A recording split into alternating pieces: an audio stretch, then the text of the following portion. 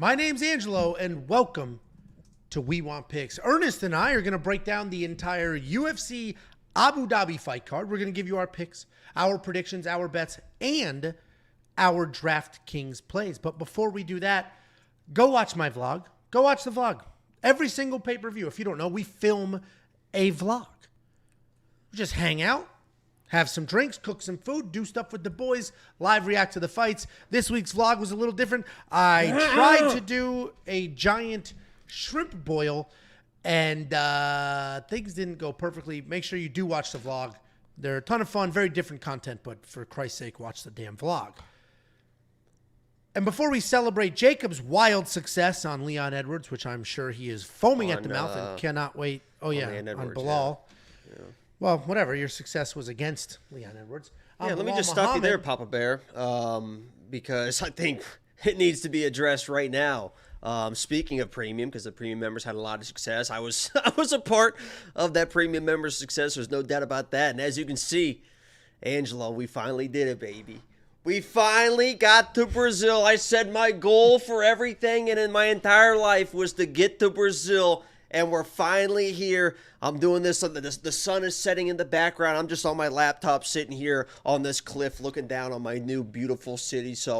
But you got to continue to be premium members, guys, because I got to keep paying the bills. We got to Brazil, right? But we still got bills. We still got food. We still got to buy everything for all these women and stuff like that. So continue to support the premium membership. It's only $10 a month. And oh, my God. What a value, huh, Angelo? Thank God for that. Huh? A little hot. Thank God for the sunscreen, because last time you were out in the sun for more than 5 minutes, you got the cancer. So the little sunscreen, that'll prevent it from happening again. You do have a very severe sun allergy. This is a much softer sun down here. Softer people, softer sun. I mean, just the way of life. There you go. Yeah, no, you really look like you're thriving. I'm rooting for you. But Jacob was right. There was a lot of success on premium membership.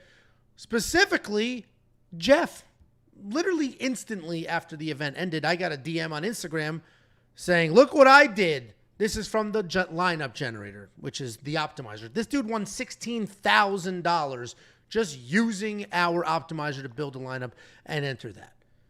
And like every other video, we're going to start this with a premium plug. It's freaking $10 a month. It is by far the greatest value in this space. We will never touch that price point. It'll continue to have more offerings, more insight, more picks, more bets, more tools than any other platform on this planet. What do you do? Sign up for some random dude's Patreon? Thank you, Dan. It's thank you premium.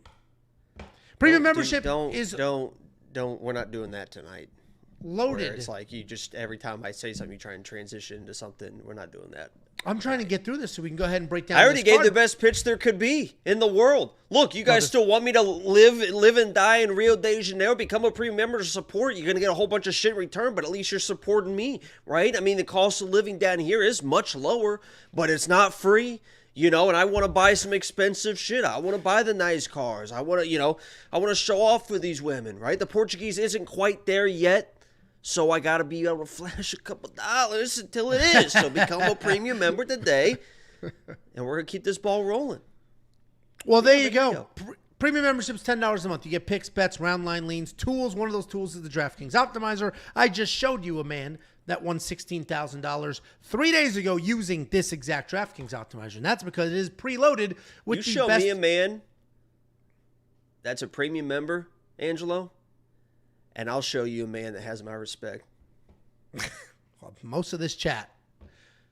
The ownership projections are preloaded into that optimizer, and quite literally, every single event, we have the best ownership projections on the planet, and that's the math that the optimizer uses to build lineups for you. You're also going to get other tools like the line movement tracker.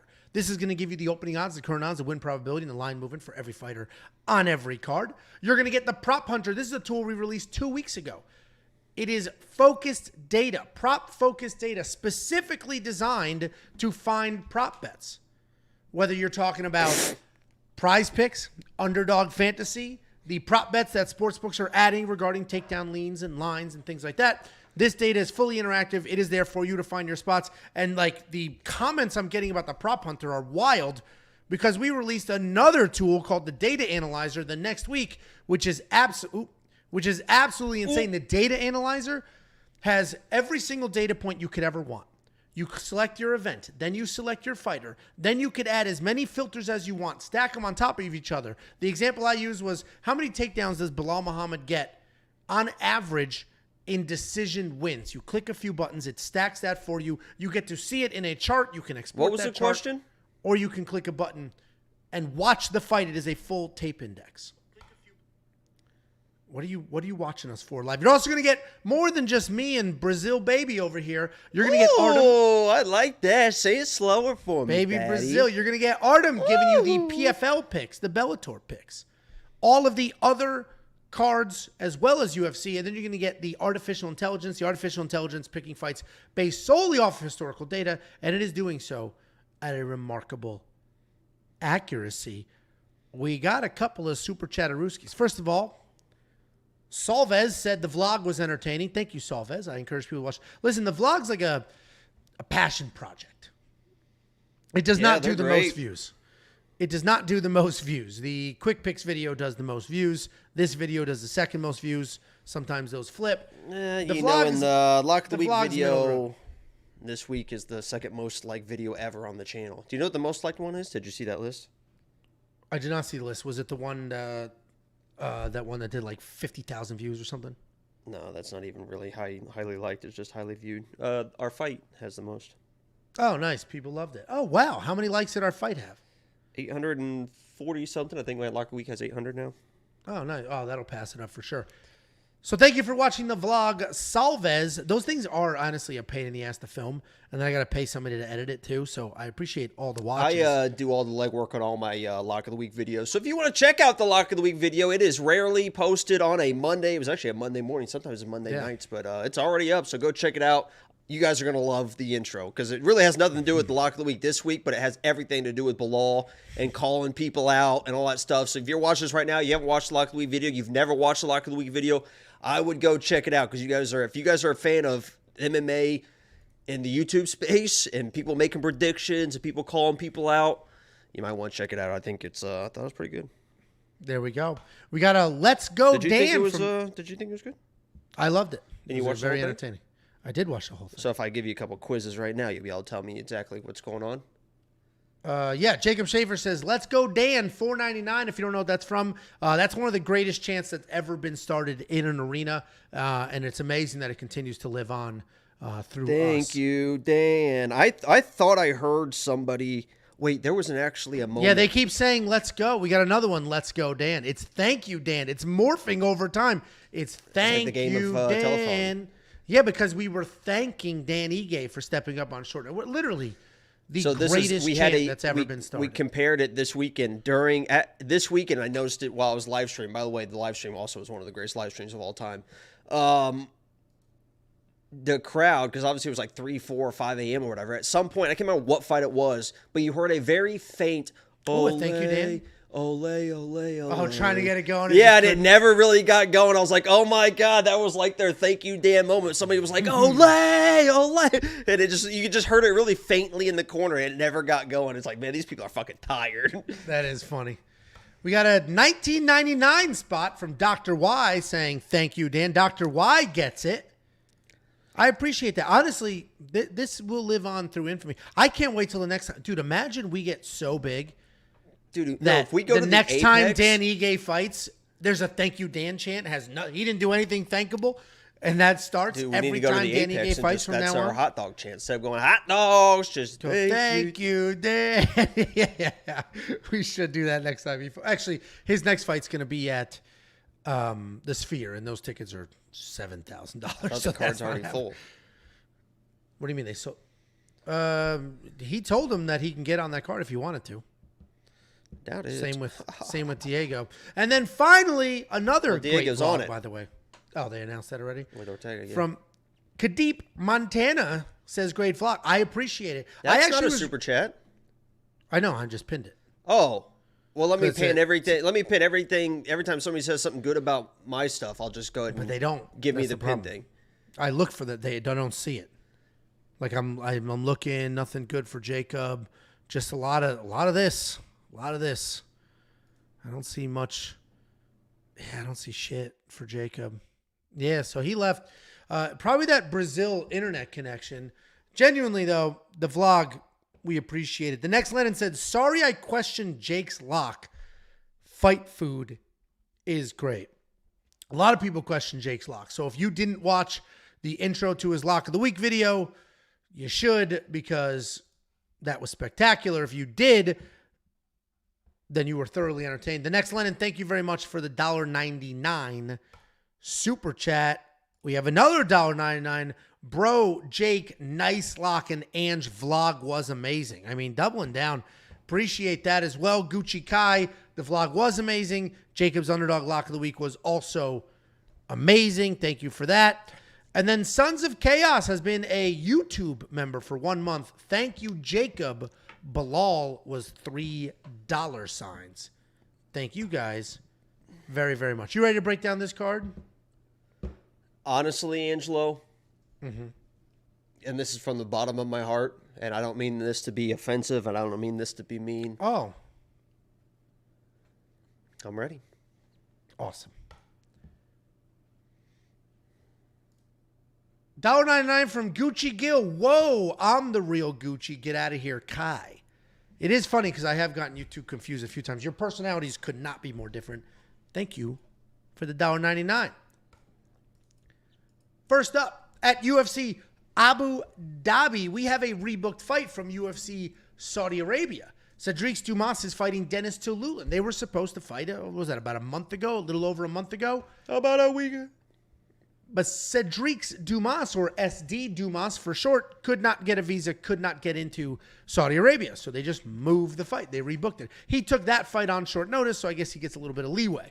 Sedriques Dumas is only 9-2 in his career. He is 3-2 in his last 5. He's coming off of that first round loss to Nursultan Ruzeboyev, taking on 11-9 Denis Tiuliulin. He's only 1-4 in his last 5. He's coming off a 3-fight skid. Sedriques Dumas, we've talked about this a million times. He started his career as a street fighter, but he's evolved. He has some actual skills. He actually knows what he's doing. He's not just biting down and bombing away. His striking can be a bit technical. He's got a couple of takedowns in the back pocket. His jiu-jitsu is not very good, but it is kind of there, and he will listen. His corner will literally walk him through specific jiu-jitsu moves. He's not going to out-technique every single person, but he is tough. He will move forward. He's pretty fast, pretty technical. Not super technical, but technical enough, and he's long. He's taking on Denis Tiuliulin. Denis Tiuliulin is a very active guy. He competes as often as he can, about 3 times a year on average. But it's been a long time since he's won a fight. He is on that 3-fight skid. He's a come-forward guy. He's always looking for a finish. He has no problem getting into a slugfest. He likes to make fights as ugly and as fast-paced as possible so he can break people, so he can catch people. He does have legit power in his hands, but he does have some grappling holes. You can take him down, and you can exploit him from there. His takedown defense on paper looks good at 73%, but if he is taken down, absolute fish out of water. Dude has no idea what's going on. He's coming off that 3rd loss in a row. This was a KO finish by CLD. And I don't think SD Dumas is, like, great. He's not that good of a fighter, right? He's not that technical. But he's evolving. He started his career a little later. He converted to, you know, an actual official licensed MMA a little later. No, a little later. So you can expect him to be not as technically sound as his opponents, but he has shown that he can fight, that he's tough, that he'll move forward. He's shown that he could take a shot. Nursultan Ruzeboyev blasted that dude a few times, and he ate those shots. Ultimately, he ended up getting finished by Nursultan, but there was an eye poke in the mix, so that was a little sketchy. I think SD wins this fight because he's not going to be the better striker, but he can take a shot. Denis Tiuliulin slows down big time. Denis Tiuliulin on the ground has nothing to offer. Not that SD is very good on the ground, but SD, shockingly, is probably the more complete fighter in this matchup, and we know he can take a shot. SD Dumas is going to be the pick. What do you think, Chicky boy? Yeah, how long was that? That felt like that was a long time. You know what was happening? I was getting a whole bunch of text messages as I was talking, and I kept hearing that sound in my ear, and it was screwing me up. And as it wasn't as long as you think it was, I think you've just partake, maybe. So somebody said, and I don't know where this came from. He said, just the first comment was, "You're gonna lose, Jacob." The next one was, "You clown," and then the next one was, "Jacob, the red freckled loser." I don't know what I'm competing. Who hates you? Yeah, who hates you? I don't know. He said, "I'm gonna lose." That's why I was like, "What the fuck?" I was like, "You're gonna lose, Jacob." It's like, oh, he called you rich, the rich red freckled loser. That's nice. No, that's not him, Angelo. God, you're so old. Oh, that was the response? Jesus, man. And also, I have a funny... it was this. And you'll appreciate this. This is actually your type of humor, so I imagine you're going to be slapping your fucking knee on this one. I had somebody text me a picture of a tattoo of a bear, and they said, "I think I'm going to get a bear tattoo." So, Angela, what I said was... Hold on to your fucking seats on this one. I said... Bare necessities?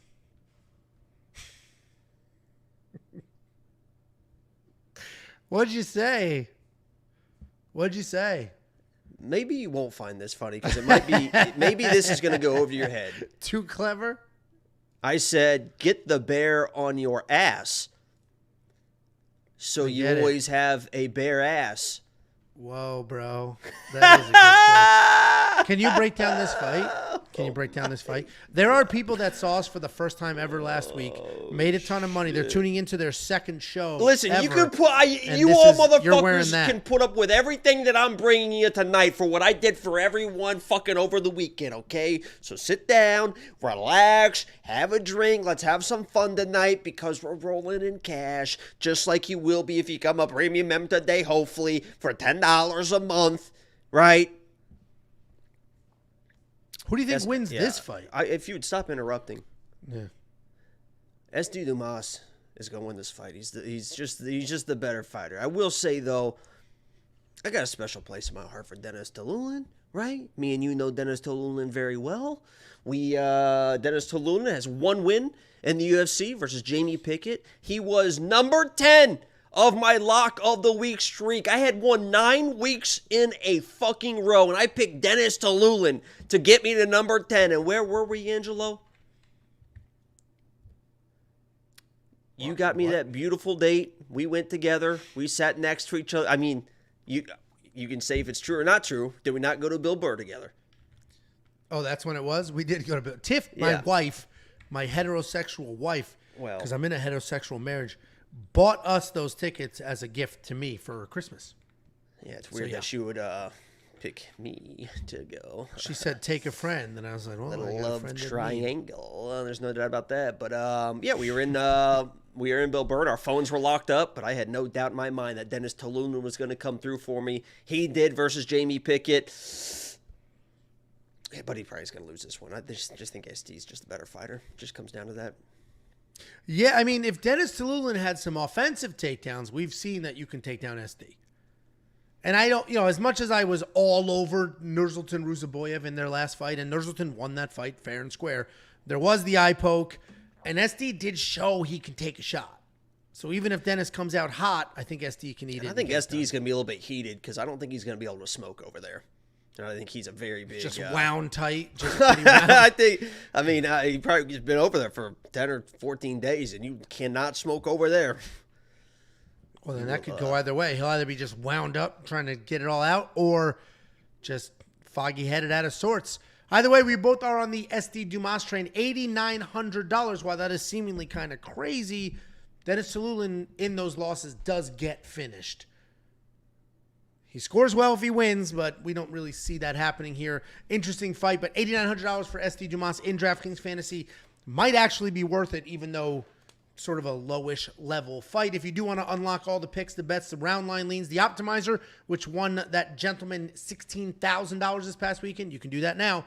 WeWantPicks.com, click Become a Member. If you sign up for this event, you are going to get all the way out to UFC 305. That includes the Izzy and the where we're going to watch Sedriques fucking TKO Izzy probably in the second or third round. And everyone's going to be like, here we go again.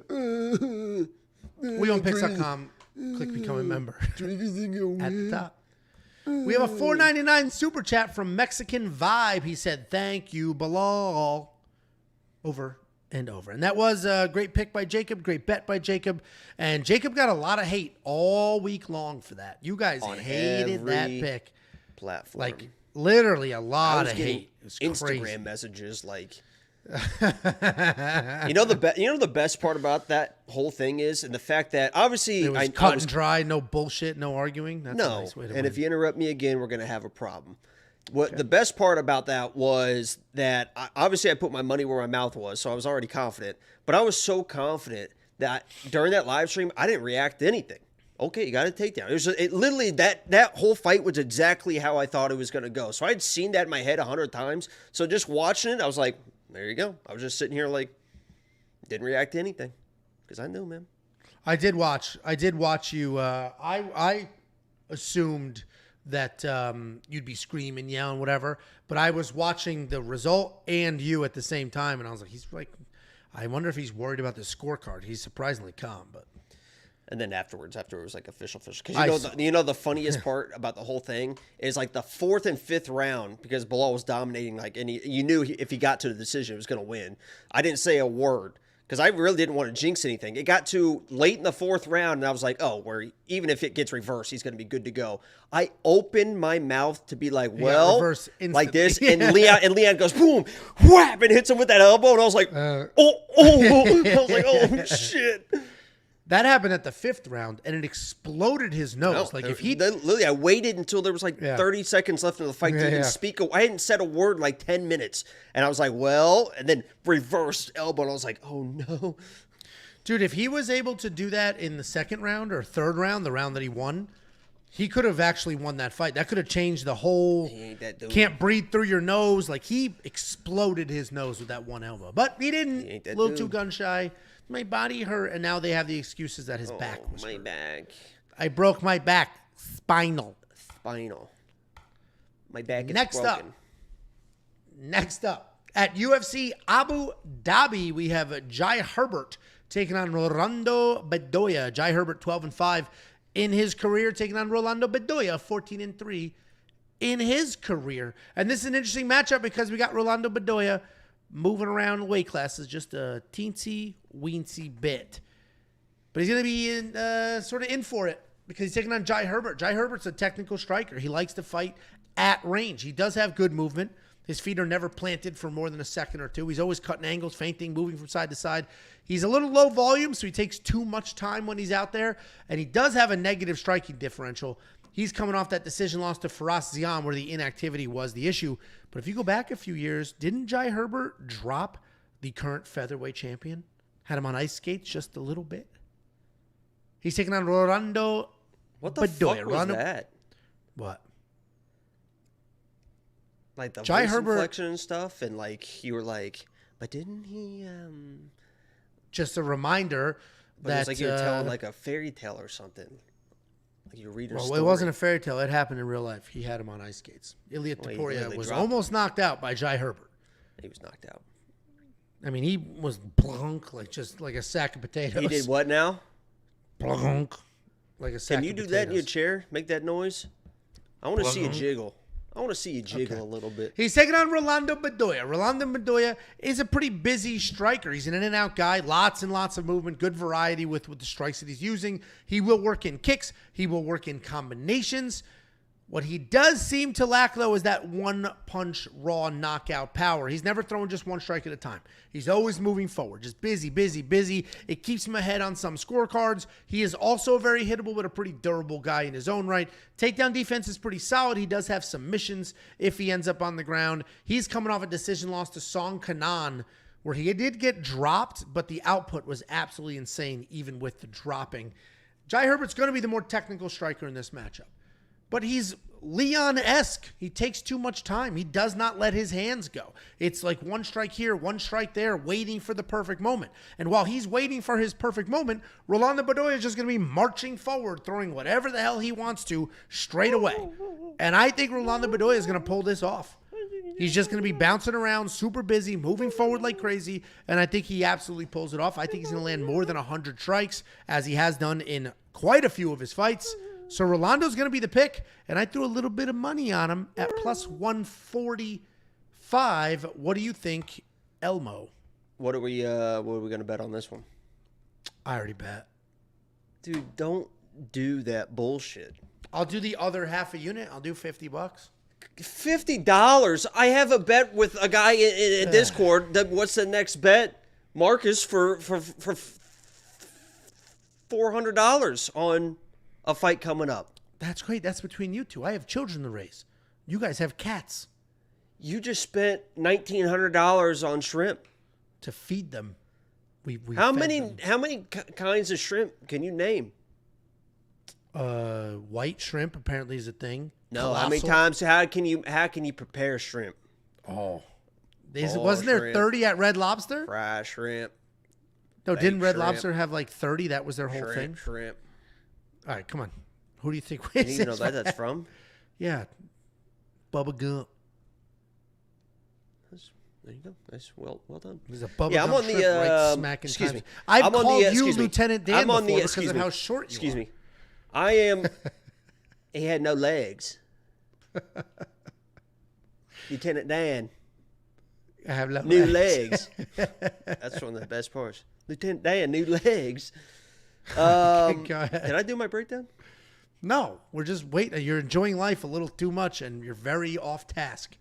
Yeah. So Jai Herbert. Okay, yeah. Because I knew you were gonna bet. Let me go to my script here. Offer Angelo bet. He will say no. And then let's talk about Rolando, because Rolando is a tough guy. He tries to roll with stuff in the pocket. He is a forward pressure striker, and he is probably gonna be moving forward in this fight. But to me, his striking is just not to the level of a guy like Jai Herbert. Jai Herbert should be able to tee off on this guy with his straight shots. Rolando is a guy that doesn't really have a jab. He doesn't set anything up his hands. He tries to set up his hands with his kicks. He's got a good calf kick, and he'll fire that calf kick, and he'll fire that calf kick. But when you start throwing naked calf kicks, that's when you can really get into issues, especially with long, rangy strikers like a Jai Herbert.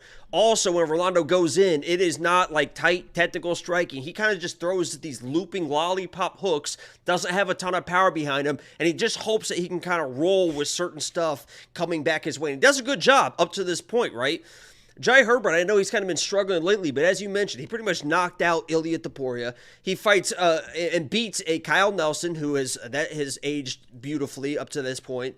He goes to a draw with Ludovic Klein. Ludovic Klein is doing really, really well. And then a Fares Ziam. He loses a close decision versus Fares. I think all four of those people smoke Rolando. So I do believe this is a major step down in competition for Jai Herbert. Yeah, maybe he hasn't looked great, but that's probably against competition that probably is a little bit better than him. I don't think Rolando is a little bit better than him. I think he's a little bit below him, especially in the technical striking. So I think Jai Herbert, with that counter striking style, will be able to kind of hurt Rolando and stop that moving forward. But if he is able to just kind of work through and move forward with volume, he's shown that he can do that. I think Jai is just a little bit too technical for him. This woman's like analyzing your nose, not realizing that it's sunscreen. Hey, Catherine, I know we've had our differences in the past, but read a fucking room. I'm in Brazil. And you have a history of skin cancer. I am a cancer survivor, Catherine. Yeah. Don't ever forget that. So I'm taking the precautions that I don't, because and God bless Brazil. I love them. Right? It's been nice being here. But I think the medical care could be a little bit better. So I'm trying not to get cancer in Brazil. You know what I mean?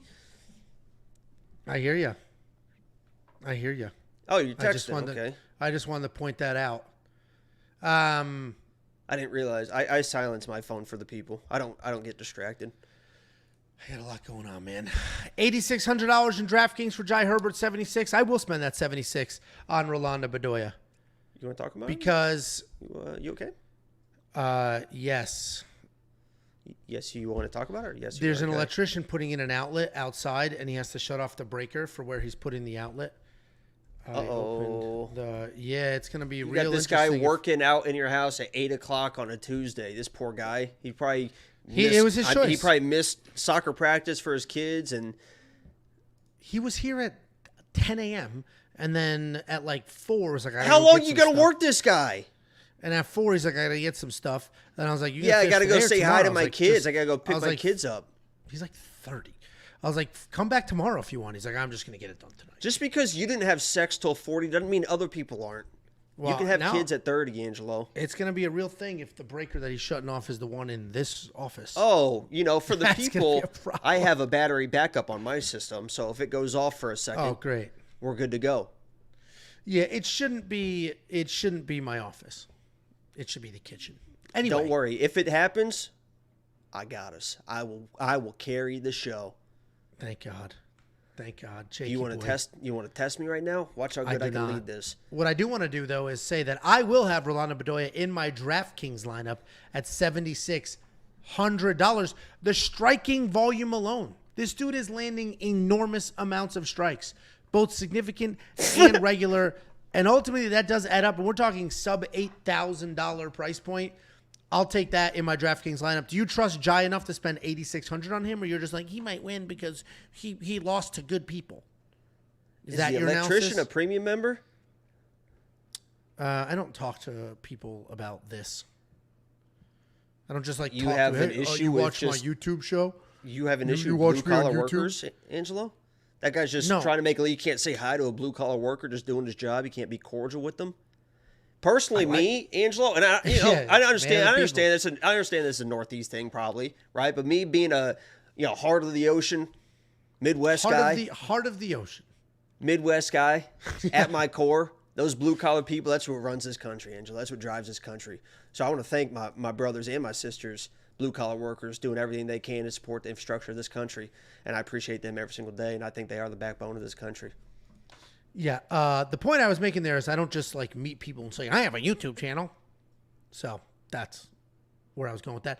Do you trust Jai Herbert with $8,600 of your DraftKings salary? You like him that much? Or he lost to good people, so he's going to win here. Why did you say that again? Because you didn't answer the You first like time. you like that setup so much. You thought accent. that sounded so good the first time. You were like, "Let me say that again." No, it's because after I said Excuse it, me, your I'm trying to get ADHD this breakdown. kicked in. So Jai Herbert, I don't think is going to be able to live up to that DraftKings. Let's try and stay on task. Yeah, that would be nice. WeWantPicks.com, click Become a Member. Then you would be a premium member, and you would have access to the picks, the bets, the tools, the greatest research tool in history that we released last week, and it'll include an entire month's worth of events, which gets you all the way to UFC 305 with Sedriques and Izzy. Next up at UFC Abu Dhabi, we have Victoria Dudakova taking on Sam Hughes. Victoria Dudakova, undefeated, 8-0 in her career. She is coming off her second UFC win. She's taking on the always tough, the always durable, the come forward, the busy Sam Hughes, 8-6 in her career, 3-2 in her last 5. She is coming off the decision loss to Yasmin Yaryui. Victoria Dudakova, who does spell her name about 12 different ways. Every website has a completely different spelling of Victoria, is a very exciting fighter. She's not the most technical. She's not the most put together, but she is exciting. She'll come across that cage. She'll let her hands fly. Then she'll either keep letting her hands fly or she'll work in some takedowns. Striking can be good. It can be powerful. BJJ is pretty slick. You'll find tape of her shooting blast doubles. You'll find tape of her defending takedowns. Her last fight was canceled on fight night at UFC Atlantic City. I don't know if you guys know specifically what happened other than it just said medical issue. But the actual last fight that she had inside of a cage was against Jin Yu Fry, where she had a knockdown, plenty of success striking. What's happening in Brazil? Jesus Earthquake Christ. in Brazil? Listen, this is there are some neighborhoods, guys, where there are some neighborhoods where it gets a little bit dicey. And on top of this mountain looking down, sometimes you gotta dodge some shots. So holy cow. You good? What was that? Huh? What happened? It's just some cartel stuff. Either way, so she just beat Jin Yu Fry. The problem was her BJJ off her back. That scared the fucking shit out of me, dude. Holy shit, dude, my heart is racing. Because I have sunglasses on too, so that hallway is completely black. I had no idea what was going on. I started just dodging everything. Was it the dog? Like what? Hands up! Happened? I started. No, the dryer just went off, and I think I put the detergent stuff on top of it, and it fell off the dryer or something. Victoria's taking on Sam Hughes. I alluded to it earlier, but she's just a pressure striker. She's a bit of a weight bully, even though she isn't tremendous, but she's got that style. She's going to move forward. She'll throw her hands. She'll get you against the cage. She'll shoot takedowns. She's got cardio for 6.5 months. She has some wrestling. She got 7 takedowns, insane amount of pressure. Very, very tough. Not dangerous at all, though. She will exploit her opponent's cardio and just stay busy and slow you down and then just work. She's coming off that decision loss to Yasmin Yaryui, where she did go 0 for 6 in takedown attempts and just could not keep up in the striking department. This is a much closer fight than these odds will tell you. I was shocked that there was a clear favorite. I thought we were looking at a -120, +100 kind of fight. I was surprised that the betting world is like, Victoria Dudakova will win this fight because she can be a little sloppy. Sam Hughes will just push forward. She will not stop. She will not quit. I do think Victoria is probably the better actual fighter. I think her striking is just a little cleaner. I think she has the good enough jiu-jitsu. Sam's pressure, her determination has won her more than one fight, and it could win her this one. I'm going to go with Victoria here because I think she will wrestle early, and Sam does get taken down. But if Sam wrestles early, that fight's over. Sam wins. This could be the perfect live bet situation.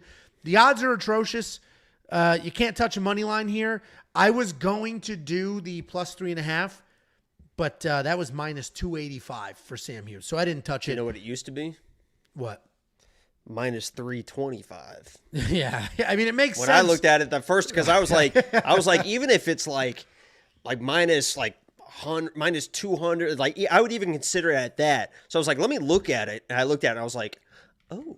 Yeah, I mean, and if you don't know what we're talking about, you can buy points on the judge's scorecard. It's like betting the spread in MMA, like you would in football or another sport. And the way the math works out is, as long as Sam Hughes wins one round on all the judges' scorecards, the bet hits essentially. And so even the odds makers are like, yes, this one is a 2-1 favorite to win this fight.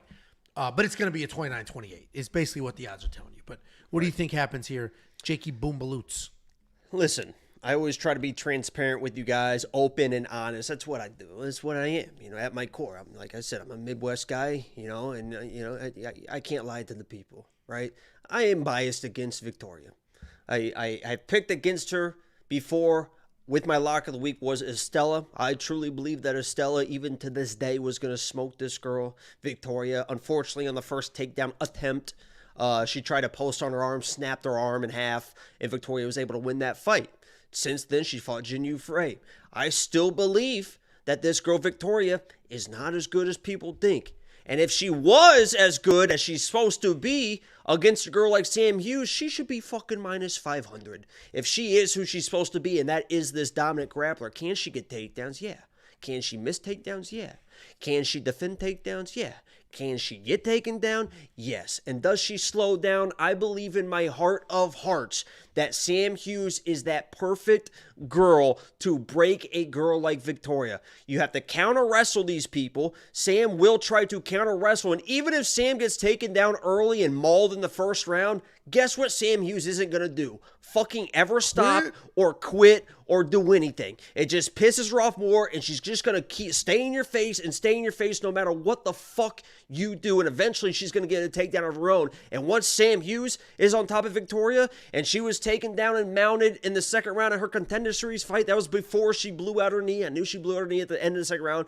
Taken down and mounted like no problem. Jinyu Frey just shoots this nice, easy blast double, gets her down, controls her for 3 or 4 minutes. If Sam Hughes is able to do that, she is going to wear this girl down, and I think that Sam Hughes can even get a finish in the third round. My lock of the week is not Sam Hughes, but if it wasn't who it is right now, it probably was going to be Sam Hughes, because I think Victoria is overrated, and I think she can get controlled in the wrestling and broken, and I wouldn't be surprised if Sam Hughes gets a third round finish, but she's going to win this fight, and I always put my money where my mouth is. This isn't a blow bet, but I did put 180 to win like 270 on it with some third round finishes as well, because I wanted another chain, Angelo.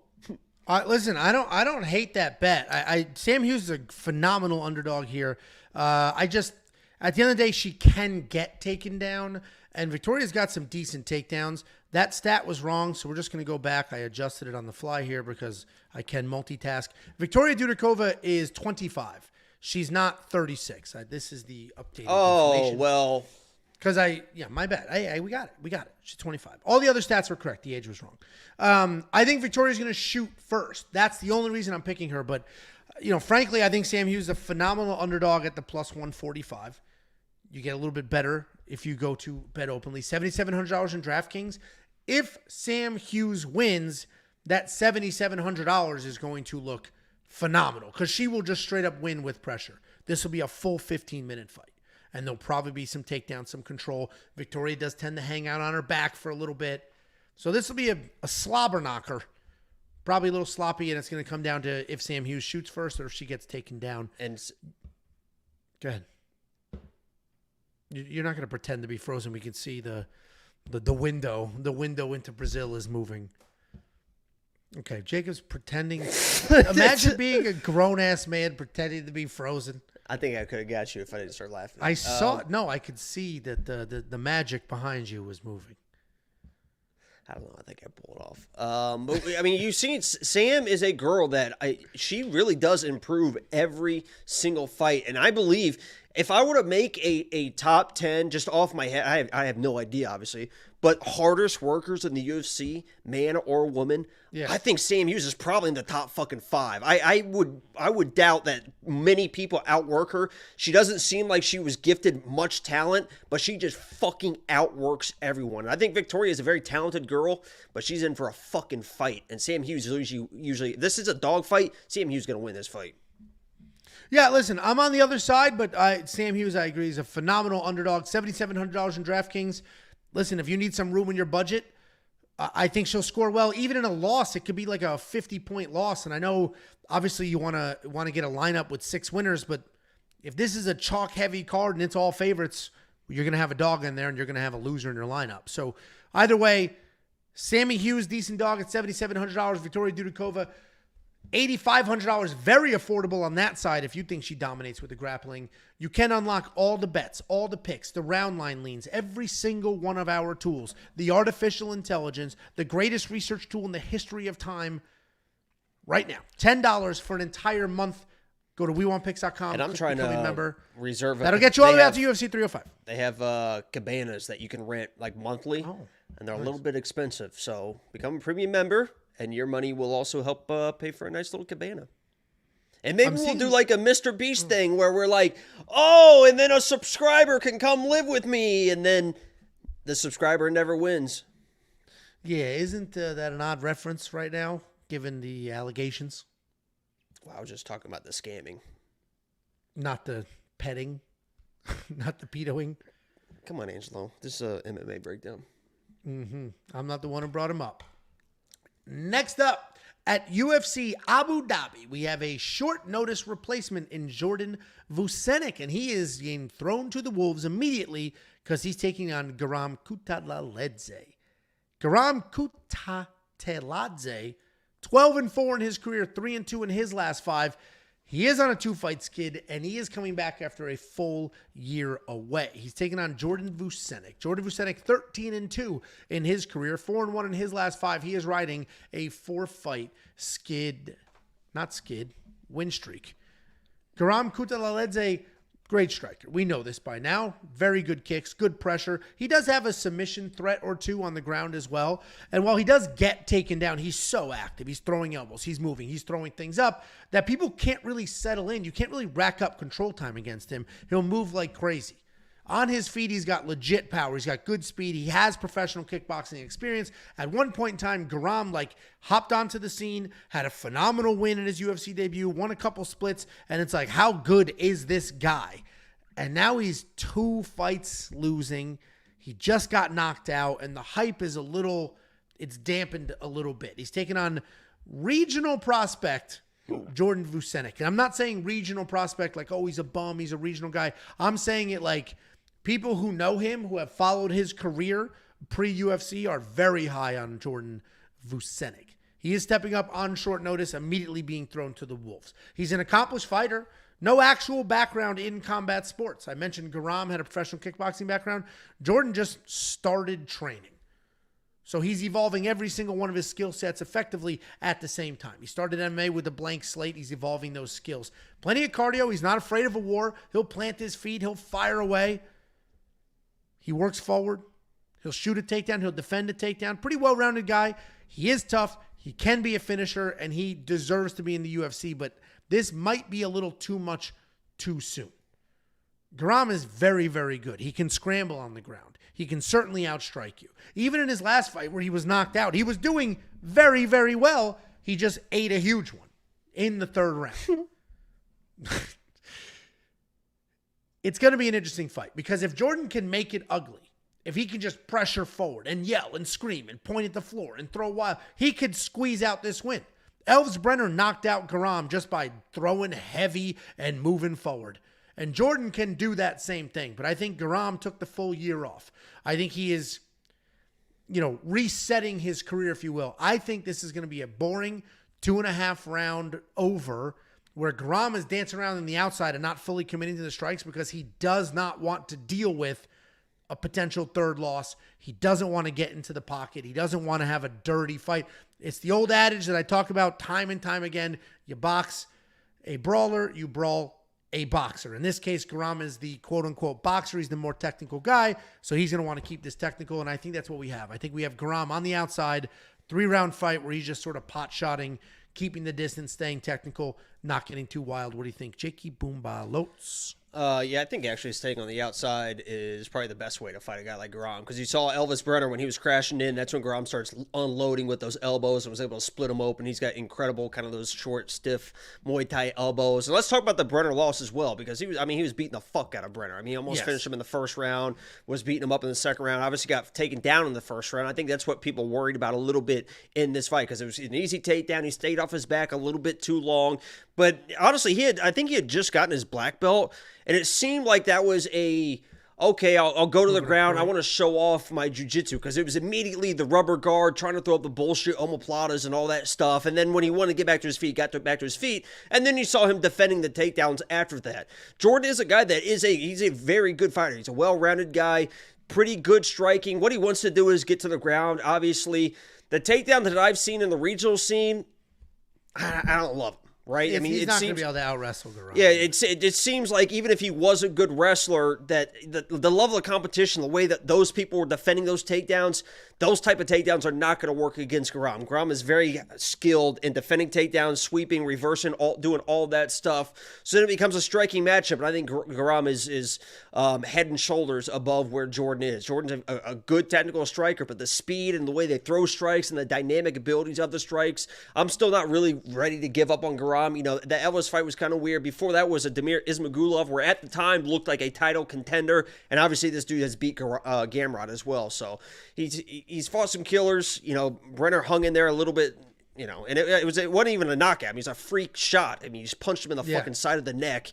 It's like, it is what it is. He was still going to, even when you could tell that Guram was a little bit tired because he chased a finish early and Brener just stayed in his face. I don't think Jordan's going to have that type of pressure, be able to withstand the damage to have that type of pressure that Brener was. But even with all that, Guram was never folding. He was still in there. He shells up, and then he throws back. He was going to win probably a 30-27 decision. And it ended up happening. So I'm actually kind of all over Guram here. I think you're buying low right here, and I think he has the ability to style on a guy like Jordan. Yeah, I mean that's what should happen. I just, I'm basing this off no fact whatsoever. I do think Guram's going to stay in the. I don't think he wants a brawl. I think he got knocked out and was like, it was a freak shot. That. He was like, he just got punched in the neck. It's not like he took a clean shot to the chin. I agree with you. I don't disagree that that's what happened. He's a Georgian. You think he's going to be? Then why did he take a whole year off? Why did he take a whole year off? He probably couldn't find a fight. A lot of fighters. I mean, Ryan Hall hasn't fought in a year and a half, 2 years because nobody will fight him. That's what happens when you're an elite fighter. That could be it. You're going to spend the $8,800 on your man to stunt? Stunt like my daddy. Stunt like my daddy. Stunt like my daddy. Are you going to spend the $8,800? Stunt like my daddy. Do I sound like him? No. I am, I think. There you go. You're probably going to need a finish for that to happen. $7,400 for Jordan. Too many unknowns here to spend that kind of money on a UFC short notice debut in enemy territory effectively against an established guy like Guram. And as you mentioned, you were spot on with he's not going to out-wrestle him. So now he's in a striking match with who should be the much better striker. So those elbows are nasty, man. he just has to make it. Well, Jordan's tough. Dude, Jordan beat that Morgan Charrier guy. Morgan Charrier is good. So Jordan's got some good wins. Chepe fucking smoked that clown. Wasn't that a close fight, too? What are you talking about, I don't dude? remember. You just fucking make stuff up that really pisses me the fuck off sometimes. Does it? Does it get you angry? WeWantPicks.com. Click become a member. You can unlock all the picks, fuck? the tools, the round line leans, and more for only $10 an entire month. And that $10 will get you bets, picks, tools all the way out to UFC 305. We do have a $1.99 super chat from the username. I gotta screen grab this. From the username Trans Women for Jacob Fan Club. Jacob, please show feet. I'm ready to explode. And I want to say, hopefully you guys are doing good. They are big fans of mine, and I've been in touch with them and getting ready to do a guest spot, kind of a speech performance type thing at one of their meetings. In a couple weeks, I think. And I bought them a new facility for them to have their meetings in and stuff like that. So love you guys. And, I'll send that over shortly. Are you going to show the feet on the stream, please? Yeah, I sent it. We have a Instagram group chat thing. You guys have a communication going? Yeah, I just said that. It's a fan club. Okay. I'm not going to deny a fan club. Thank you for the $1.99. And hopefully you get that explosion. Sweet Relief is inbound. Jacob sent the pictures to the group chat.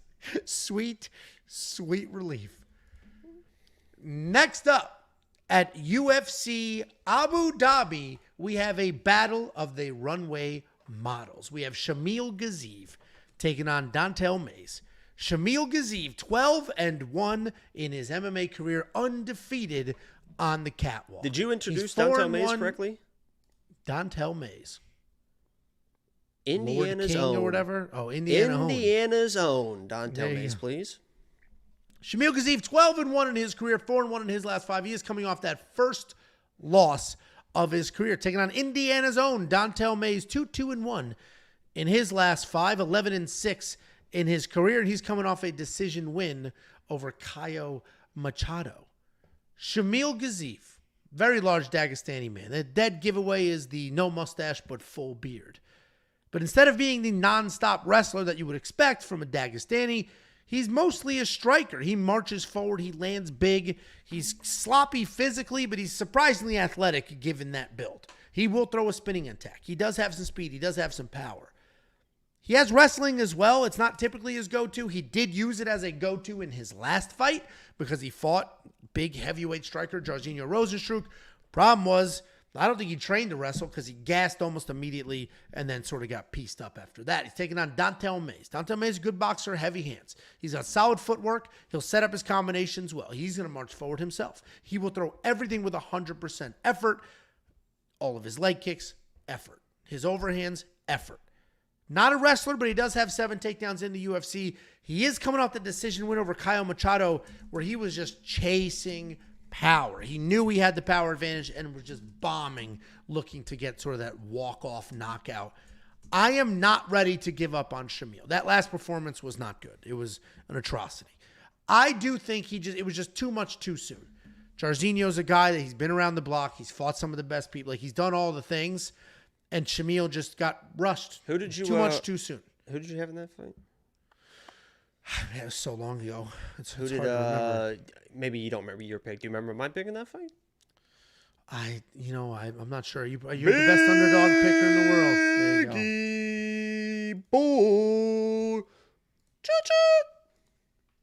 I'm not giving up on Shamil. I think he still has it. I think that's what this matchup is supposed to see. Because I don't think Shamil's going to get knocked out.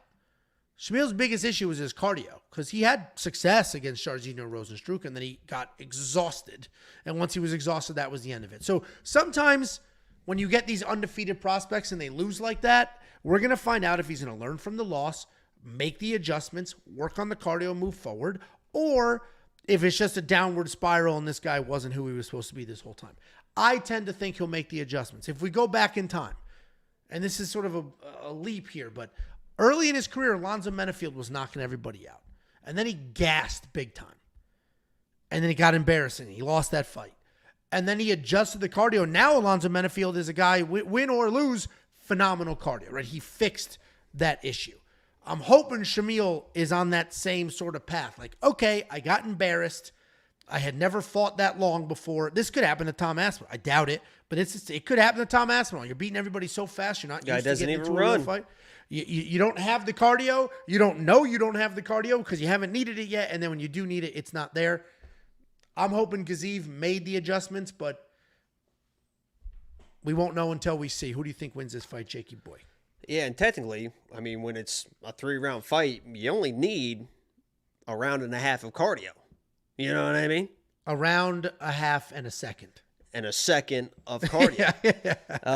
So it should work a lot better because I don't think he's really death gassing and, early in the second round, right? I mean, I saw it coming from a mile away, right? Because I watched his previous fight and I saw he was getting tired starting in the second round, but he was still throwing some shots. And then I was all over Biggie Boy in that matchup and got a lot of shit for it. And he came through and did what I thought he was going to do.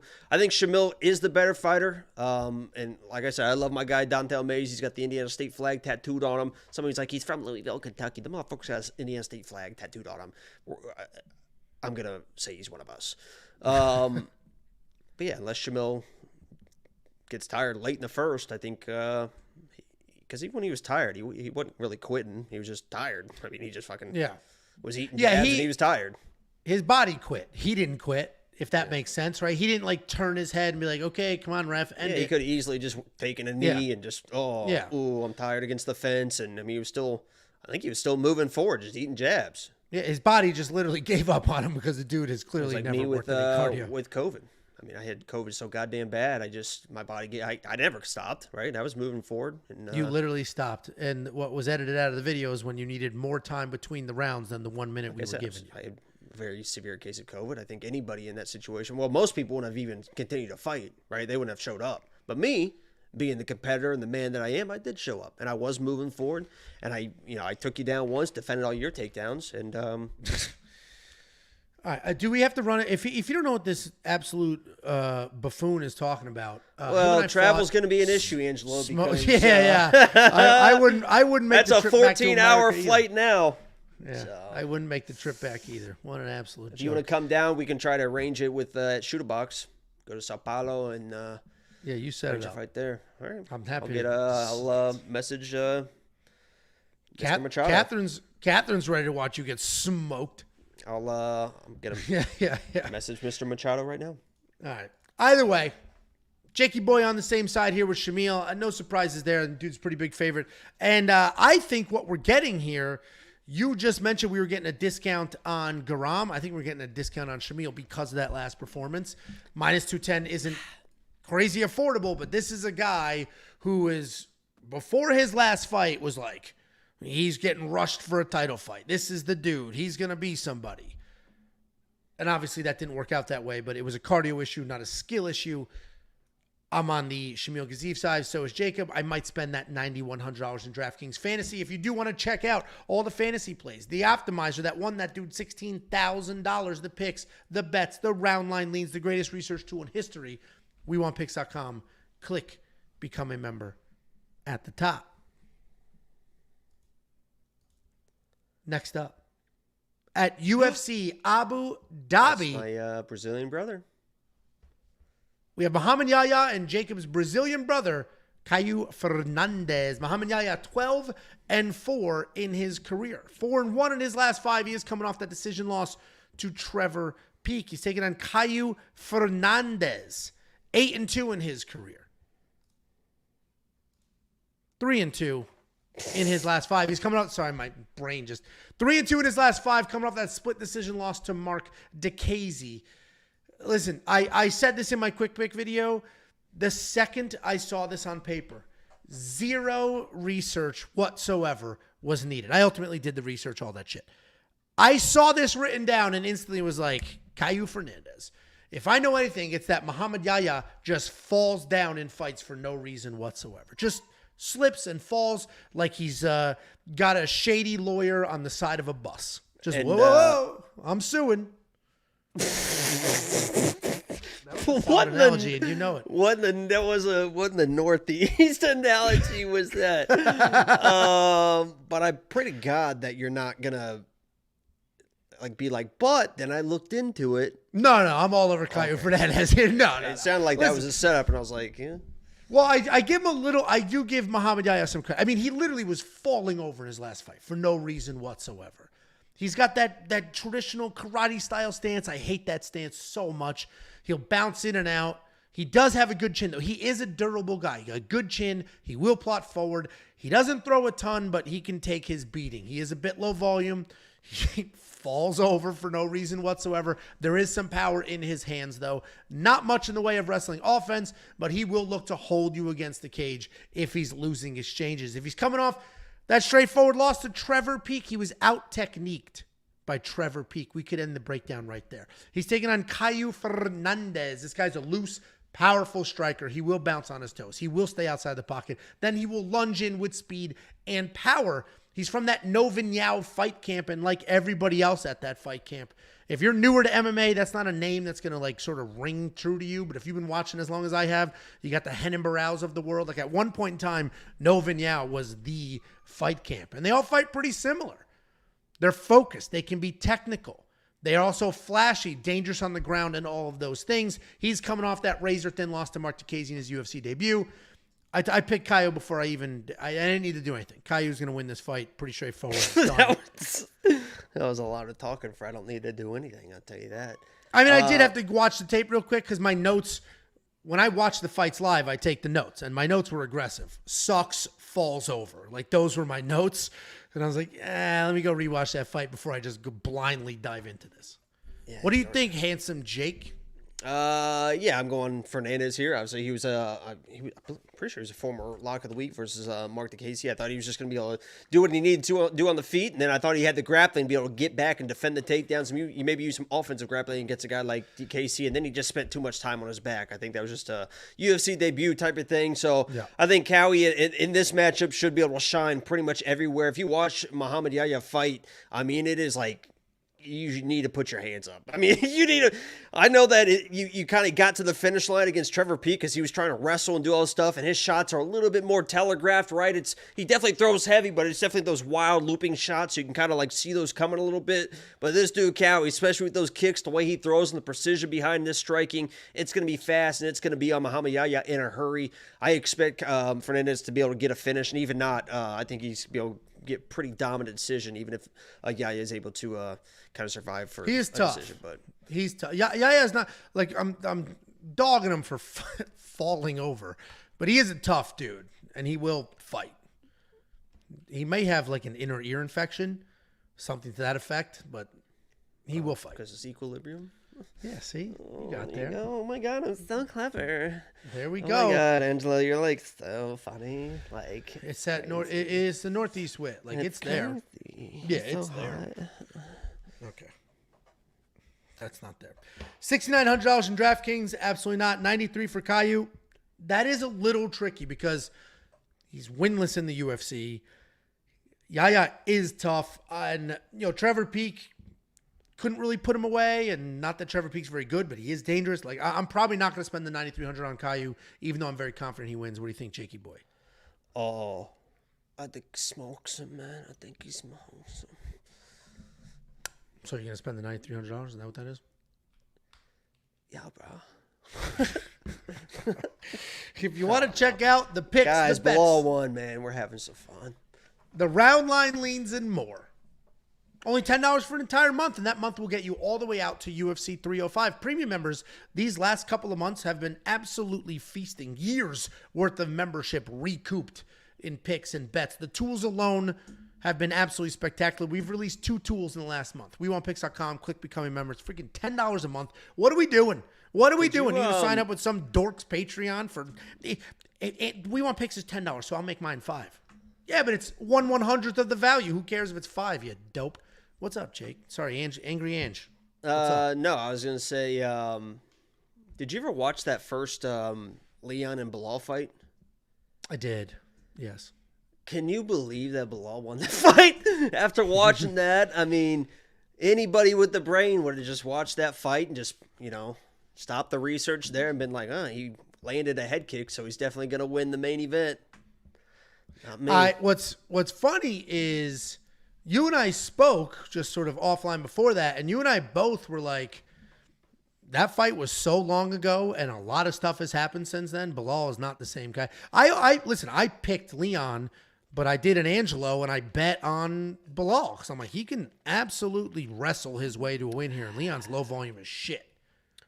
So that fight was over the second. He got that takedown 15 seconds in. Dumped him immediately, set the tone, and that was the end of that, which was quite enjoyable for me because the only bet I had on that quite fight enjoyable for this fat fucking bank account that I just moved to Brazil, and I'm living large down here. Excuse me, I got a text. Oh, there you go. Legend says the optimizer is mid. Legend doesn't realize that the optimizer just won somebody $16,000 this past weekend. The only thing he used was the optimizer.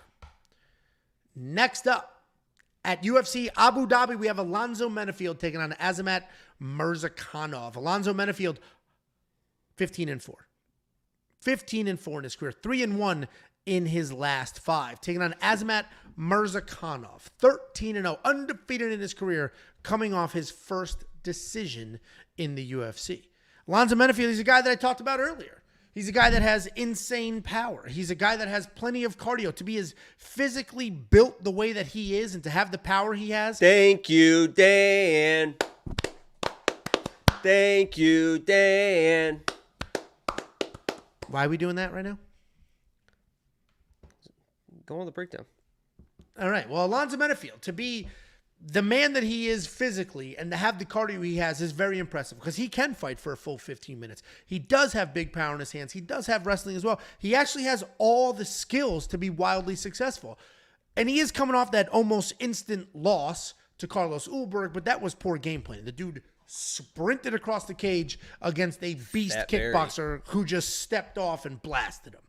Before that, he was on a nice little win streak, beat Dustin Jacoby, who was a former ranked in the world kickboxer. Alonzo Menifield's a very good fighter. You can't always trust the decision-making, though, because it wasn't just his last fight. His last fight, I wouldn't even say he made a poor decision. Let's just say that was the bad game plan that his coaches came up with. But if you go back to that first Jimmy Crute fight, he's got Jimmy Crute 99% knocked out and then shooting takedowns to, slow the pace and stuff like that. Alonzo Menifield, wildly talented guy, wildly dangerous guy. The fact that he has cardio is absolutely astonishing, and I appreciate it. But he is up at it. This is not an easy task because he's taking on the undefeated Azamat Murzakanov. He's not a big dude, especially not for this division, but he's got power in his hands. He's fast as hell. He has a knockdown in all 4 of his UFC fights, including his last one, which was a decision. He's a good wrestler, solid ground and pound, but his hands are so good that he doesn't use his wrestling very often at all. He's coming off that first decision, as I mentioned, to Dustin Jacoby, where he had the knockdown, had a takedown, sort of controlled that fight. Alonzo's got all the talent in the world, could absolutely 100% win this fight. And the odds are sort of indicative of that. He was a 3-1 dog when the fight dropped, and now he's closing in on less than a 2-1 dog. I think Azamat's going to win this fight. I think we saw in that last fight that he has cardio. He can go the distance as well. And that's all I really needed to see. But if Alonzo Menifield knocks this dude out cold, I don't think anybody's going to be shocked. I trust Azamat Murzakanov to get it done, though. But I have not bet him. I haven't parlayed him. Maybe if this line continues to bottom out, I'll do something with it. But for now, I'm just watching. What do you think, Jakey boy? Yeah, actually saw Alonzo Menifield a few weeks ago. I was walking through my gym, and I was like, saw someone. I walked by him, and I was like, oh my God, that was Alonzo Menifield. And then he disappeared as mystically as he walked in the gym because I didn't see him. I saw him walk to the bathroom, and I didn't see him come out. I think he just walked through a back door or something, but he was at the gym. And listen, I do like Alonzo Menifield. right? He is a big, powerful guy. Great mommy milkers on him. He's got decent wrestling, decent grappling. He can beat a lot of people in the light heavyweight division. He's always going to be live in every single fight. And the longer this fight goes, it is going to favor a guy like Alonzo Menifield, because you saw Azamat against Dudakova start to get a little bit desperate with the takedowns, a little bit lungy with the striking. So that as far as the fight goes, it's going to start favoring Alonzo. Maybe he can be able to sneak out something in the end of the second round and then win the third round. That's probably his path to victory. But as you mentioned, this Azamat guy's he's got wrestling, but he's got like a fucking power jab. This guy's little step-in jab is so good that I just don't think Alonzo Menifield's defensive striking is on that level to really kind of keep that jab off him. And I think Azamat lays enough damage to kind of wear down a guy like Alonzo in the first round. Excuse me, what are we laughing about? This. Baby, want milk? I think that power jab. I think that power jab. I think that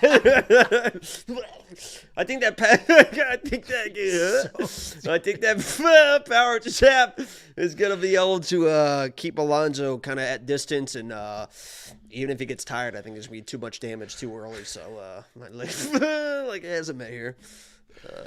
I agree, and Azamat's faster. Alonzo's not that fast. He's very powerful. He's dirty. He's all those things, but he's not like lightning fast, where Azamat is very, very fast.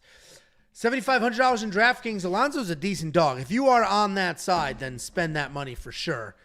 Yeah, he talked about it a little too long. Now he's going to go explode. $8,700 for Azamat Murzakanov in DraftKings Fantasy. I don't know. This could look exactly like that Dustin Jacoby fight. And I got to see what he scored in that fight. He did have a knockdown. He did have a takedown. That's 15 points right there before anything else happened. So I got to look at that score before I make an official decision here. But Alonzo's a pretty durable guy. I don't know if Azamat's going to finish him.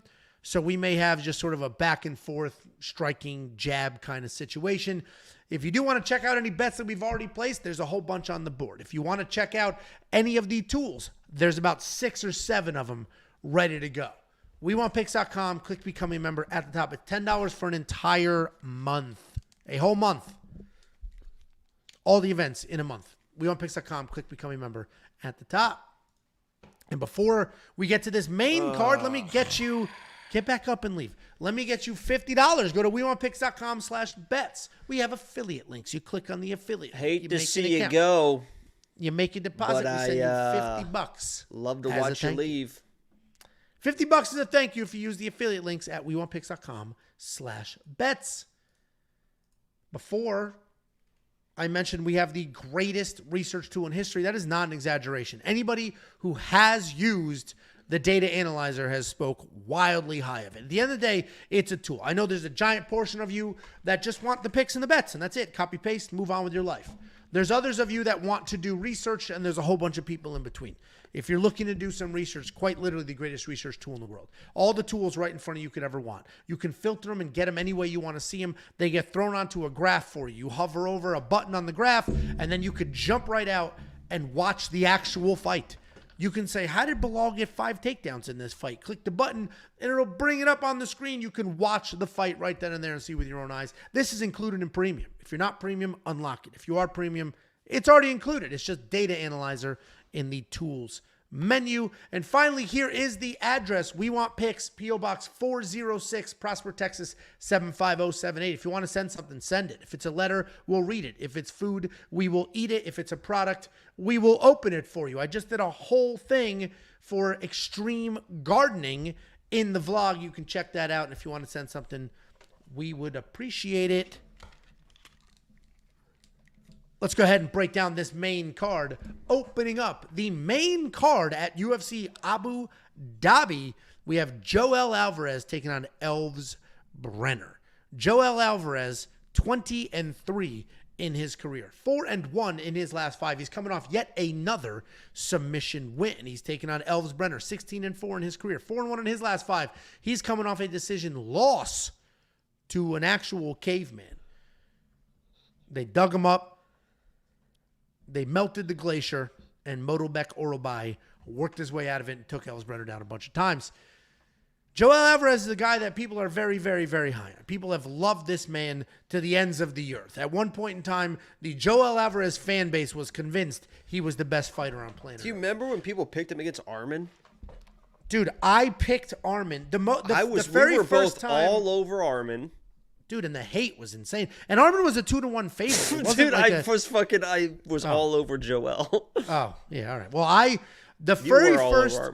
my very first experience with the MMA YouTube like hate world Haterade.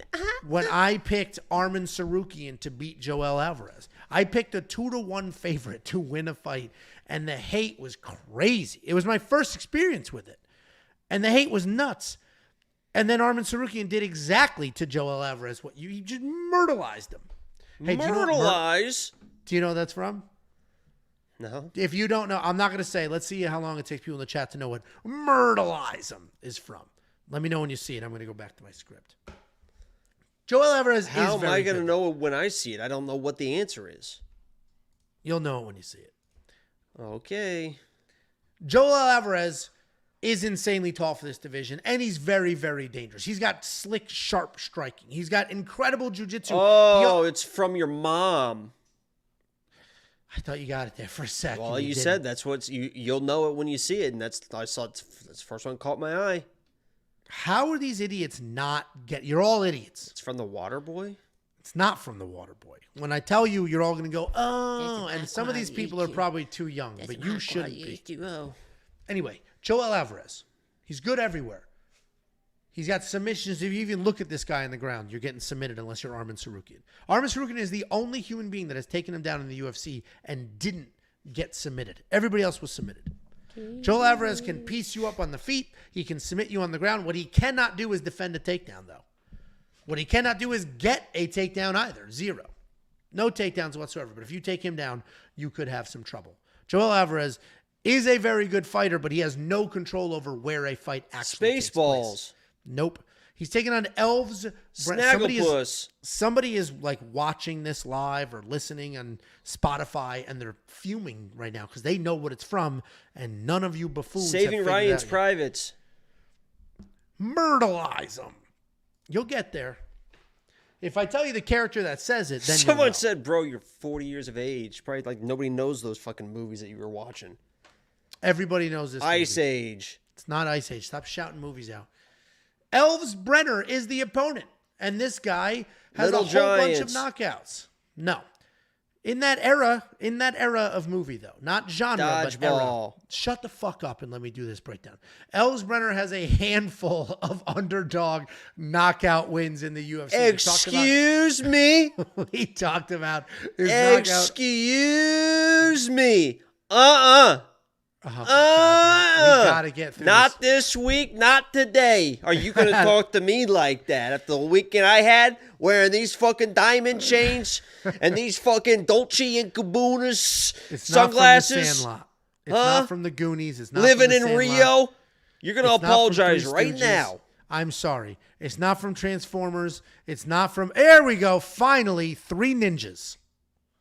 Tum Tum says it. Let's myrtleize them. It's crazy it took people that long. And You now ever you seen know. Mac and Me? No, I got to continue. Elves Brener. Dude has big boy power in his hands. Couple of underdog knockout wins. But he's not a striker, even though he's convinced who he is with those big knockout wins. He's actually a grappler. He just likes to buy time with the striking, move his way forward, get the fights to the ground. He is athletic enough to strike with you. He obviously has some power in his hands. He's a very tough, very durable guy. He's also very dangerous. He is coming off that decision loss to Motobek Oralbai, where he had a miserable weight cut, but he did showcase his toughness. What the hell are you doing, Joey? This is a tough fight to pick, honestly, because Elves Brener is the more well-rounded fighter here, and he's certainly dangerous, but not as dangerous as Joel. I also don't trust Elves Brener to not shoot takedowns, because if he does shoot a takedown, unless he's like Armin Sarukian, he's going to be in some trouble. Because anybody else who has taken down Joel Alvarez was submitted. I am going to pick Elves Brener, and I'm not insanely confident in that, but I do think he's going to get it done because I think Elves Brener can avoid the submissions, and I think he can land some big power on the feet. Jacob, can you give us a prediction on this fight instead of just being whatever the hell's going on? Can you read your last I'm not message? reading. Can you read it, please? So Jacob, who is also capable of message. commenting as we want picks, said, guys, this is Angelo. I just wanted to tell you I got 8. This is my last show. Okay. You got it. Jesus, dude. What is happening? What is happening? Can you let us know who's going to win this fight? This is crazy. Oh, my God. Don't let me win Lock of the Week again. I'm going to be fucking unbearable if I hit another one. Yeah, listen. Elvis Brener's a guy where it's like he's been able to survive in these fights. This dude getting the fucking shit beat out of him in a lot of these fights. And it's like, how many fights can he survive like that? Because Joel Alvarez is kind of one of those guys where you're going to have to survive. He's going to come with the very dynamic striking. And if it goes to the ground, Angel, is there something that we need to bring up right now? Is there the comments are wild right now because of your insane message. Can you continue, please? Well, I want to say that I think that you're brave for letting us out. I've known that for a while, and it was a secret that I was keeping from everyone. But I'm glad that you were able to. From here on out, it's just going to be me, guys. So settle in. And again, on the ground, Joel Alvarez isn't one of those guys he is one of those guys that just wants to play off his back. But he is very, very live for all of those off your back type of submissions. Honestly, Brener, being a shooter box guy, should be able to withstand all that, right? He should be able to get the takedowns whenever he wants with the offensive striking pressure that comes with Joel Alvarez. Okay, that you're getting a little overwhelmed in the striking, boom, you're going to get an easy takedown. And on the ground, it seems like Elvis should be able to survive when you think about his also knowledge in jiu-jitsu and the people he trains with and all this stuff. He should know, and Angelo, it's both arms in. You're nice and tight. You're not putting hands on the canvas, right? Otherwise, you're going to snake. He likes those strong overhooks. If he has one of those strong overhooks, let's watch the hips. Let's keep those hips covered, right? That's very important. It's going to be very important for Elvis Brener in this fight. I think he can do it, survive, and then we've seen as fights go on, he just gets better and better. So I think Joel Alvarez could be in trouble in the second and third if it gets there, and I think it's going to get there. So I'm all over Elvis Brener in this matchup, and I get the people that love him as a dog. Okay. Yeah, I'm with you. You want to read some of these comments that you're giggling There's about? a lot of them, dude. There's a lot of comments about the fake diagnosis you threw out there. Somebody just donated $2 and said, for Angelo's AIDS treatment, you are very brave. You are very brave. Somebody said the high noons make sense, and then somebody said, well, that's what got him here. So it's the comments are And it are wasn't gay sex. It was dirty needles. Okay. That's how I'm so jacked. It was dirty needles, guys. So Steroid don't even think that I gave it to him. Steroid. It was dirty needles. I don't have it yet. It's just mine's still HIV. Okay, this is Elves Brener $7,900 in DraftKings Fantasy. Joel Alvarez $8,300. Joel Alvarez, if he wins that, he scores those points. He's winning by finish. He's submitting people. He's putting those points on the board. But Jacob and I are on the same side here. I think Elves can survive what happens on the ground. Certainly has the power on the feet to make it dangerous. I will probably spend that $7,900. What do you think, Jakey boy? I think so, Angelo. There we go. My favorite comment with this fake narrative you threw out there was, one last let's go Dan for Angelo. Let's go, guys. Everyone in the chat. Like the stream if you haven't already, by the way. That's the very basic you can do. But everyone in the chat, even if you haven't typed anything all night, let's go. Thank you, Dan. All right, come on. We got it. If you do want to unlock the picks, the bets, the round line leans, the tools, and more, all the way through UFC 305, it's only $10 for an entire month. Not an event, not $100 an event, and then I'm down money anyway. It's scratching and clawing. $10 for an entire month, and it's not just picks. It's not just bets. There's a whole suite of tools as well. WeWantPicks.com. Click Become a Member at the top. We got a couple of super chatterooskies. $1.90. Oh, we already did this one. I was like, yeah, damn, they're persistent. Jesus Christ. $1.99 from You've been ready to bust that nut for 45 fucking minutes. Holy shit. Diaz Auto Detailing. $1.99. Do you guys see yourself doing this in 10 years? I don't know. I don't know. I don't know if Angelo, guys, this isn't even. This is 100% serious. I think Angelo would agree. 10 years for Angelo, that's gonna be pushing it. I think it's 4 to 6. In 10 years, my oldest will be 17, and I might die of a heart attack, like just a stress heart attack, dude. I don't think you're gonna make it there, man. If she has she's very. I think pretty. it's gonna be me walking those kids across that graduation stage, or I guess you don't walk them across, but. And I'll be at their weddings, being like, your dad would have been so proud. Your dad would have been so proud. He was so good at guys. He would have fucking. Thank God for your food costs are half of what they could have been if your father was here. So you guys saved on shrimp. $5 super chat from We Love Brutus. Brener versus Orobai. First human versus the last human. I mean, it is poor Motobek Orobai. That guy, him and Shiwiwi really only have one career path, and it was this. There wasn't much else that was going to work out.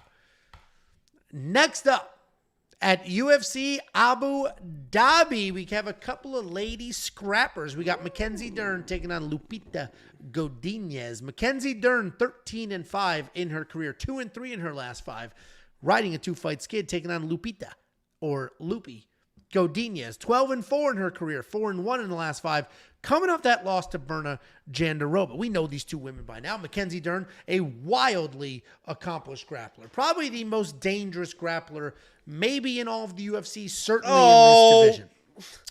Who's a more dangerous grappler? Who's the more dangerous grappler? Mm-hmm. Angel, come on. You know. That's what I thought. No, come on. You know. Come on. I don't know who a more dangerous Come grappler on. Angelo, you know. Come on. Come on. You know. Come on. Are you going to say an answer, or are we going to play this weird game? I think people in the chat know it's the Wizard, Ryan Hall. Sure. You don't laugh at stuff like that. That's a serious. They have, you know where that's a good analogy? Has Mackenzie Dern submitted BJ Penn?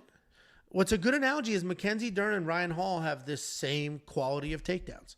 They both have atrocious takedown percentages. Mackenzie Dern's at 15%. If you do get on the ground, you could have some problems. Even against the cage, she can climb your back, work your body, and try to make something happen. Did you just box me out with your little transition? She is insanely tough. She will take a beating. She will continue to move forward. She will stay in your face.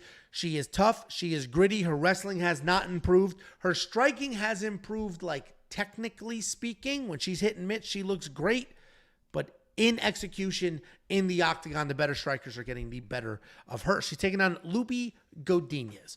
Lupi Godinez is one of the most talented fighters with the least amount of fight IQ. She has phenomenal wrestling. She is big. She is strong. She's got good technical boxing, good jiu-jitsu defense. She's got all the things except decision-making. She has some of the worst fight IQ you will ever see. But skill for skill, she is better than 90% of this division at each individual skill, let alone as a complete fighter. But again, the decision-making is a problem. If we go back to that Berna Jandiroba fight, she looked good. She was defending takedowns. She was winning. She was doing a great job with her game plan, and then decided, I'm going to be a BJJ black belt. Started hanging on the submissions that weren't there, giving up control time, and just giving away rounds, and that didn't bode well for her. I am still going to pick Lupita Godinez here, because if I'm just looking at this objectively, Mackenzie Dern's striking is just okay. Lupi's striking is very good. Mackenzie Dern's jiu-jitsu is phenomenal, but her wrestling sucks, and you need to have good wrestling to work on your good jiu-jitsu. I'm picking Lupi here because her takedown defense is very, very good when she's not doing dumb shit. She should be able to outstrike Mackenzie Dern and hopefully not wrestle. I have a bet on Lupi. I bet her at plus 106. The line is kind of just staying there because I think a lot of people are doing what we're doing, saying Lupi's the better fighter here, but Jesus Christ, you cannot trust the thing that woman does. And if she comes out here with her Nurmagomedov game plan, nobody's surprised. Lupi is going to be the pick, but damn, you can't trust her. What do you think, Jakey boy? Yeah, I mean, last week we had a big lock of the week win, below Mohammad. I wasn't surprised by it. Right. And, before that was a misstep, but then we hit 3 in a row before that. one of my favorite comments on that Bilal video was, my new Luck of the Week video was, try to win 2 in a row. Like, what? Like, I've won 10 in a row. Someone literally was like, try and win 2 in a row. So guess what? Anonymous fuck idiot. I'm going to win 2 in a row because we are gifted dog odds on this girl Loopy, who, skill for skill, as Angel mentioned, should be fucking minus 300 in this fight. Loopy should absolutely smoke Mackenzie Dern, right? And it's a very simple game plan. And she's implemented the game plan before. That's why I feel a little bit more comfortable. Now, if she comes in and is she shooting takedowns and she's grappling, right? Because the path to victory is also, as Angel mentioned, very easy versus Werner and Janarova. How people haven't figured this out, I have no idea. Against Werner, you're probably going to get taken down in the first round. You survive the first round, and then you just defend takedowns, and then she loses after the first round. She'll start trying to pull guard and stuff. You saw Amanda Lemos do that. You saw Loopy do that in the second round of her fight. Just chase that leg lock, letting Werner be able to grapple. Then she wasn't getting as tired as she normally did, and she was able to kind of force a takedown late in the third round against Loopy. Against Mackenzie Dern, the takedowns should not be there. Right? They should not be there at all with the level of wrestling that Loopy has. And if she brings the game plan in that she had against Tabitha Ricci, who also is another good wrestler and grappler with kind of limited striking as well, she is going to smoke Mackenzie Dern. She just needs to copy and paste, because what did she do? She defended the takedowns. She was competitive in the striking. I think Tabitha is a much better striker than Mackenzie Dern. Mackenzie Dern is back with her old striking coach, but I don't know how long they've been back together, and she regressed so far that it's almost just going to get back to maybe where she was. I mean, it was like teaching somebody to walk again. Yeah, it was like bad. I mean, if you look at her on the Instagram right now, it looks like she's pretty fast with the hands, but it was always kind of her Jason defense. Perillo? She's with Jason Perillo? It was, I think it's not really her offensive striking. It is her defensive striking that gets her in trouble. She just kind of walks into shots, and Loopy is a nice technical striker. But also in that Tabitha Ricci fight, Loopy was shooting takedowns occasionally. She would get a takedown and then just stand back up. I'm not going to engage in the grappling. I'm just going to take this girl down to score a takedown, score it, get back up, and then being competitive. And that's what ended up winning her the fight. I think if you want to do the same thing here against Mackenzie Dern, what I would always encourage people to do against these jiu-jitsu nerds is you fucking shoot a takedown with 30 seconds to go. Boom, takedown. You avoid all the nonsense. You're careful with the takedowns, whatever. But if you get into trouble, you can get out of that round and you still scored a takedown to win those rounds. So if I'm Loopy, I just strike, defend the nonsense, shoot a takedown with 15, 20, 25 seconds to go, so she can't do anything crazy on the ground. You're going to score. You're going to solidify that round, and you're going to win this decision. But I'm Loopy all the way. She is my lock of the week. And I'm but if she just starts just randomly trying to grapple and stuff, it's going to be an issue, obviously. And she might. You can't trust the decision. The way I broke it down, though, is when Loopy is an underdog or the odds are close, she does what she's supposed to do. It's when she buys confidence with the fans over a couple of dominant performances and then is a big favorite when she shits the bed. Like leading up to the Angela Hill fight. All right, we can trust Loopy. She should dominate Angela Hill. Shit the bed. Couple of good wins in a row after that. All right, she should beat Verna here. Shits the bed.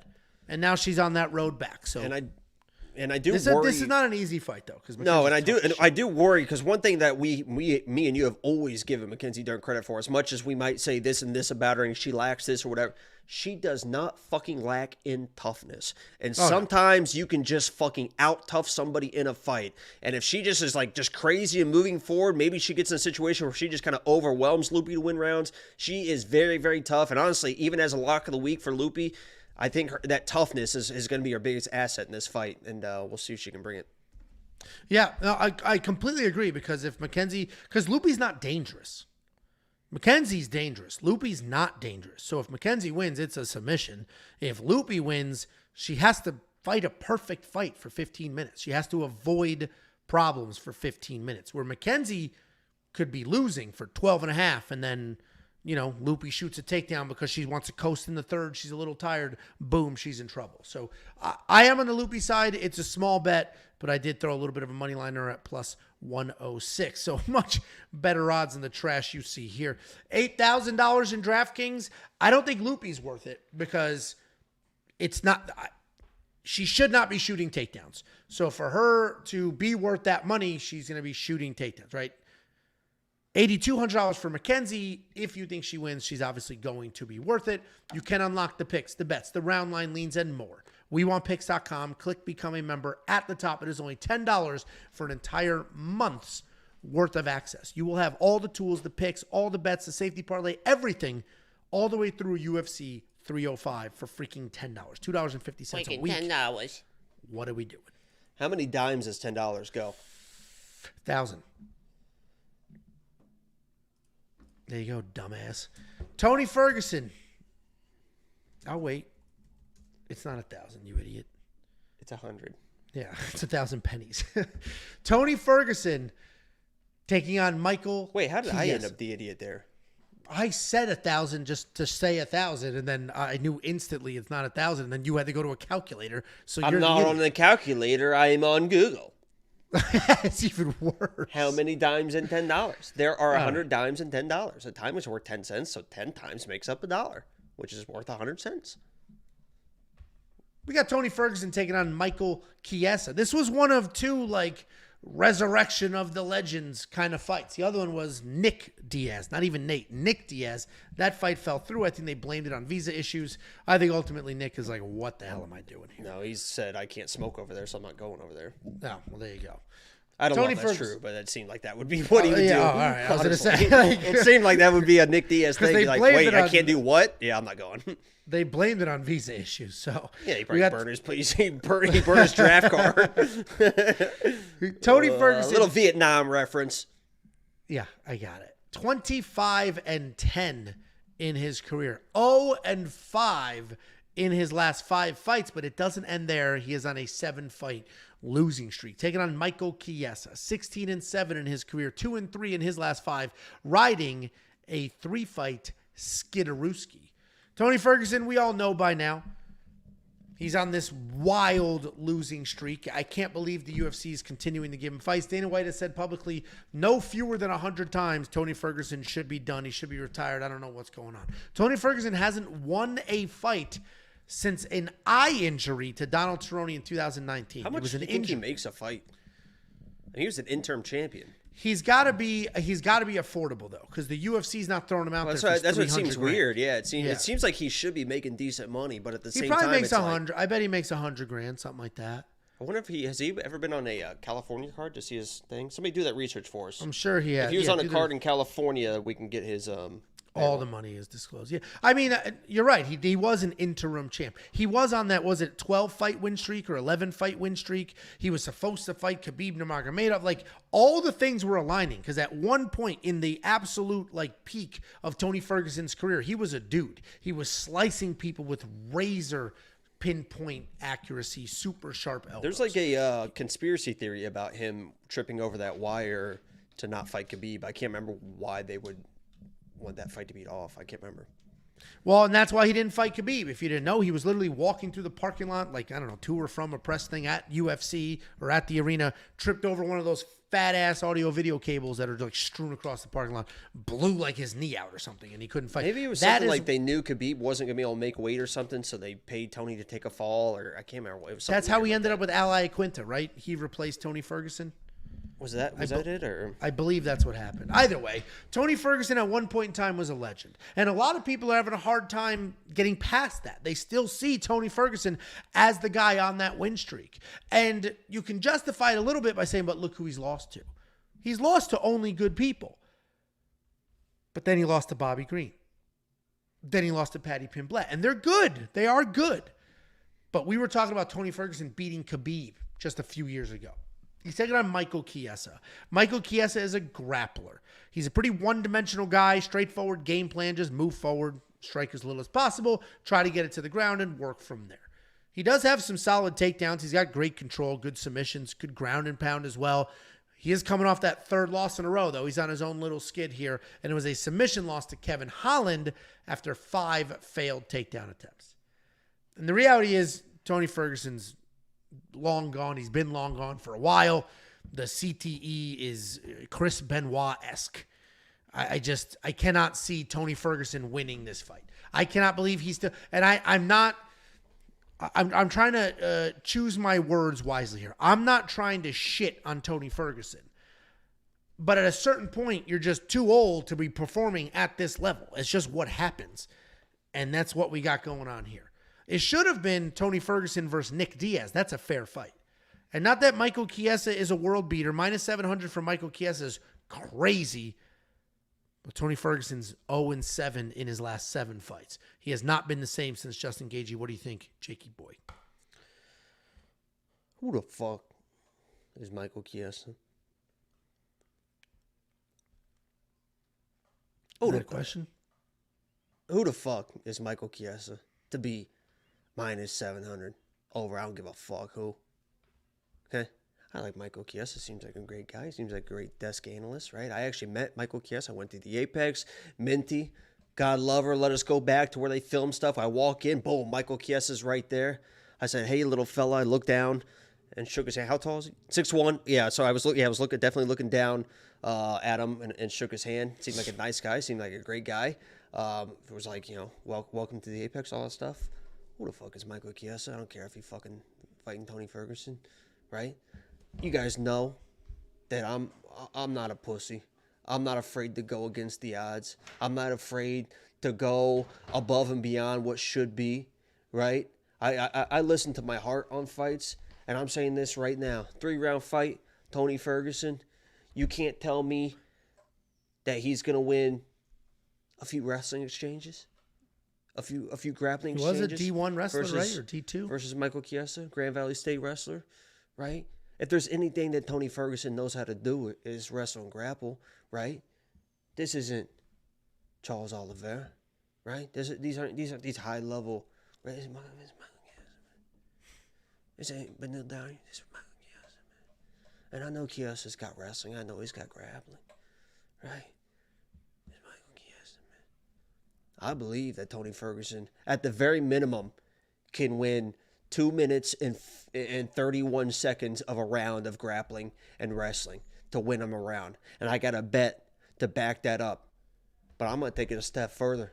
I think this is the resurrection, Angelo. What did I just see? Excuse me. What did I just see a few weeks ago? I saw smiling Sam Alvey, right? In a different sport. Excuse me, sir. Defend his heavyweight world karate combat champion. We rewind back to Sam Alvey. He had been winless in 9 straight fights. Now he's a fucking world champion. Karate combat heavyweight world champion of the world. I'm not ready to give up on Tony Ferguson. How could we? Okay, I'm not ready to do it. Not only did I bet him, and you can check out that betwewonpicks.com, $10 a month. I'm picking him in this fight. That's just crazy work, man. Dude, he's just been a shell of himself. He just got bodied by Patty. Patty is a world-class wrestler, grappler that is in the fucking prime of his career. He's going to smoke Moicano on the ground. You're going to find out how good he is. And he just he's just a tank, and he's in the prime of his career. This is my fucking Michael Chiesa, right? And I have it on, and this is 100% serious. And I don't know, this is rumors, so don't take it for what it is, but this is from what I would consider a somewhat reliable source. No, this is 100% serious. I'm going to say it, and you're going to think I'm bullshitting. But I got some information, could be completely false, that Michael Chiesa was pretty hurt a few weeks ago. Okay. So, listen, I would not bet on that information. Sure. I'm just saying that's I'm just relaying information that I just, The good news is those odds are crazy. That's the good news. Like, the good news is these odds are too far gone. Michael Chiesa, as confident as I am, he's not in the safety parlay. I'm not going to do a -7 something. So that's the good news. So now I can just full-blown root for Tony Ferguson. I would like Tony Ferguson to win this fight. I would love it. I think it would be awesome. Do you think he can win a round? I think he can win a round, but it's been a few years since. Did he win a round against Bobby Green? Yeah, but those are strikers, man. No, but did he? I'm asking, did he win a round against Bobby Green? We're talking about practice. He was submitted against Bobby. Not a game. Not a game. Oh my God. We're talking about practice, man. It's an actual question. You know how you find out. We're talking about practice, man. You know how you find out. How the hell am I supposed to make my teammates better by practicing? You know how you find out if he won a round? The new tool, the data analyzer, just go to this event, pick Tony Ferguson, and go down to the fight charts, and you can see every fight he was in and each judge and their scorecard. And then there's a number at the bottom that tells you what the points were. So if he was plus 3.5, minus 3.5, if that would have hit. Because the last round he might have won in a fight could have been the first round against Michael Chandler before the iconic picture. Tony Ferguson just to win a round is plus 250. There you go. Listen, I get it. I'm picking Michael Chiesa. I'm very confident in Michael Chiesa. The odds are too far gone for a guy in a 3-fight losing streak who also is not young, 36 years old. It's not a 7-fight losing streak. He still has his wits about him. Yeah, well, and that's been my breakdown for Michael Chiesa his last couple of fights. Like, he's already same breakdown I've given to Anthony Smith. Like, he is very focused on his next career and not this one. So there's a great opportunity for Tony Ferguson. If it was Nick Diaz, I might have actually picked Tony Ferguson. But Michael Chiesa is a little younger, a little busier, can get this done. Michael Chiesa is going to be the pick for me. You're picking Tony Ferguson. You spending $6,700 in DraftKings?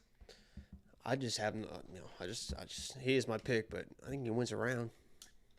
He could win a round. I'll be rooting for him. I love that the odds are just not playable for me, so I can just root, and that's it. Like, just root for the. Okay. WeWantPicks.com. Click Become a Member. It's $10 for an entire month. You can unlock every single bet that we place for every single event, and that $10 will get you all the way out to UFC 305. Can I just say, before we get into this breakdown, it is my... we have a super chat. Shut up. $1.99 from Jared Lee. Is Tony Ferguson one of Joe Biden's body doubles? Thank you for the super chat. You gotta answer the question. They don't look alike. I thought this originally said, is he like Joe Biden and has body doubles? Because that's the theory with, look at the ears. So I thought that's what we were going with, like Tony Ferguson, just 30 evolutions of him, but they don't look alike, so I don't really get it. You're on the list now. But thank you. Yeah, I just want to real quick say, and if you guys don't mind in the chat, to kind of sing it with me, Angelo, if you don't mind as well. Somebody earlier was asking if they're going to hear my voice. I think they are, because tomorrow, Angelo, is my puppy's birthday. Oh, Indy. My baby girl is 9 years old. Her name is Indy, so we're going to be singing right now for Indy for her birthday. If you don't mind joining me, Angelo. Happy birthday. What's so funny? I was in a dance choir. You were singing with your eyes Excuse closed, me. which is like very stupid, very lame. I can go falsetto if you want. Do it. Happy birthday to you. Happy birthday to you. I'm watching the live viewer count drop, by the way. Happy birthday, my baby girl. Happy birthday to you.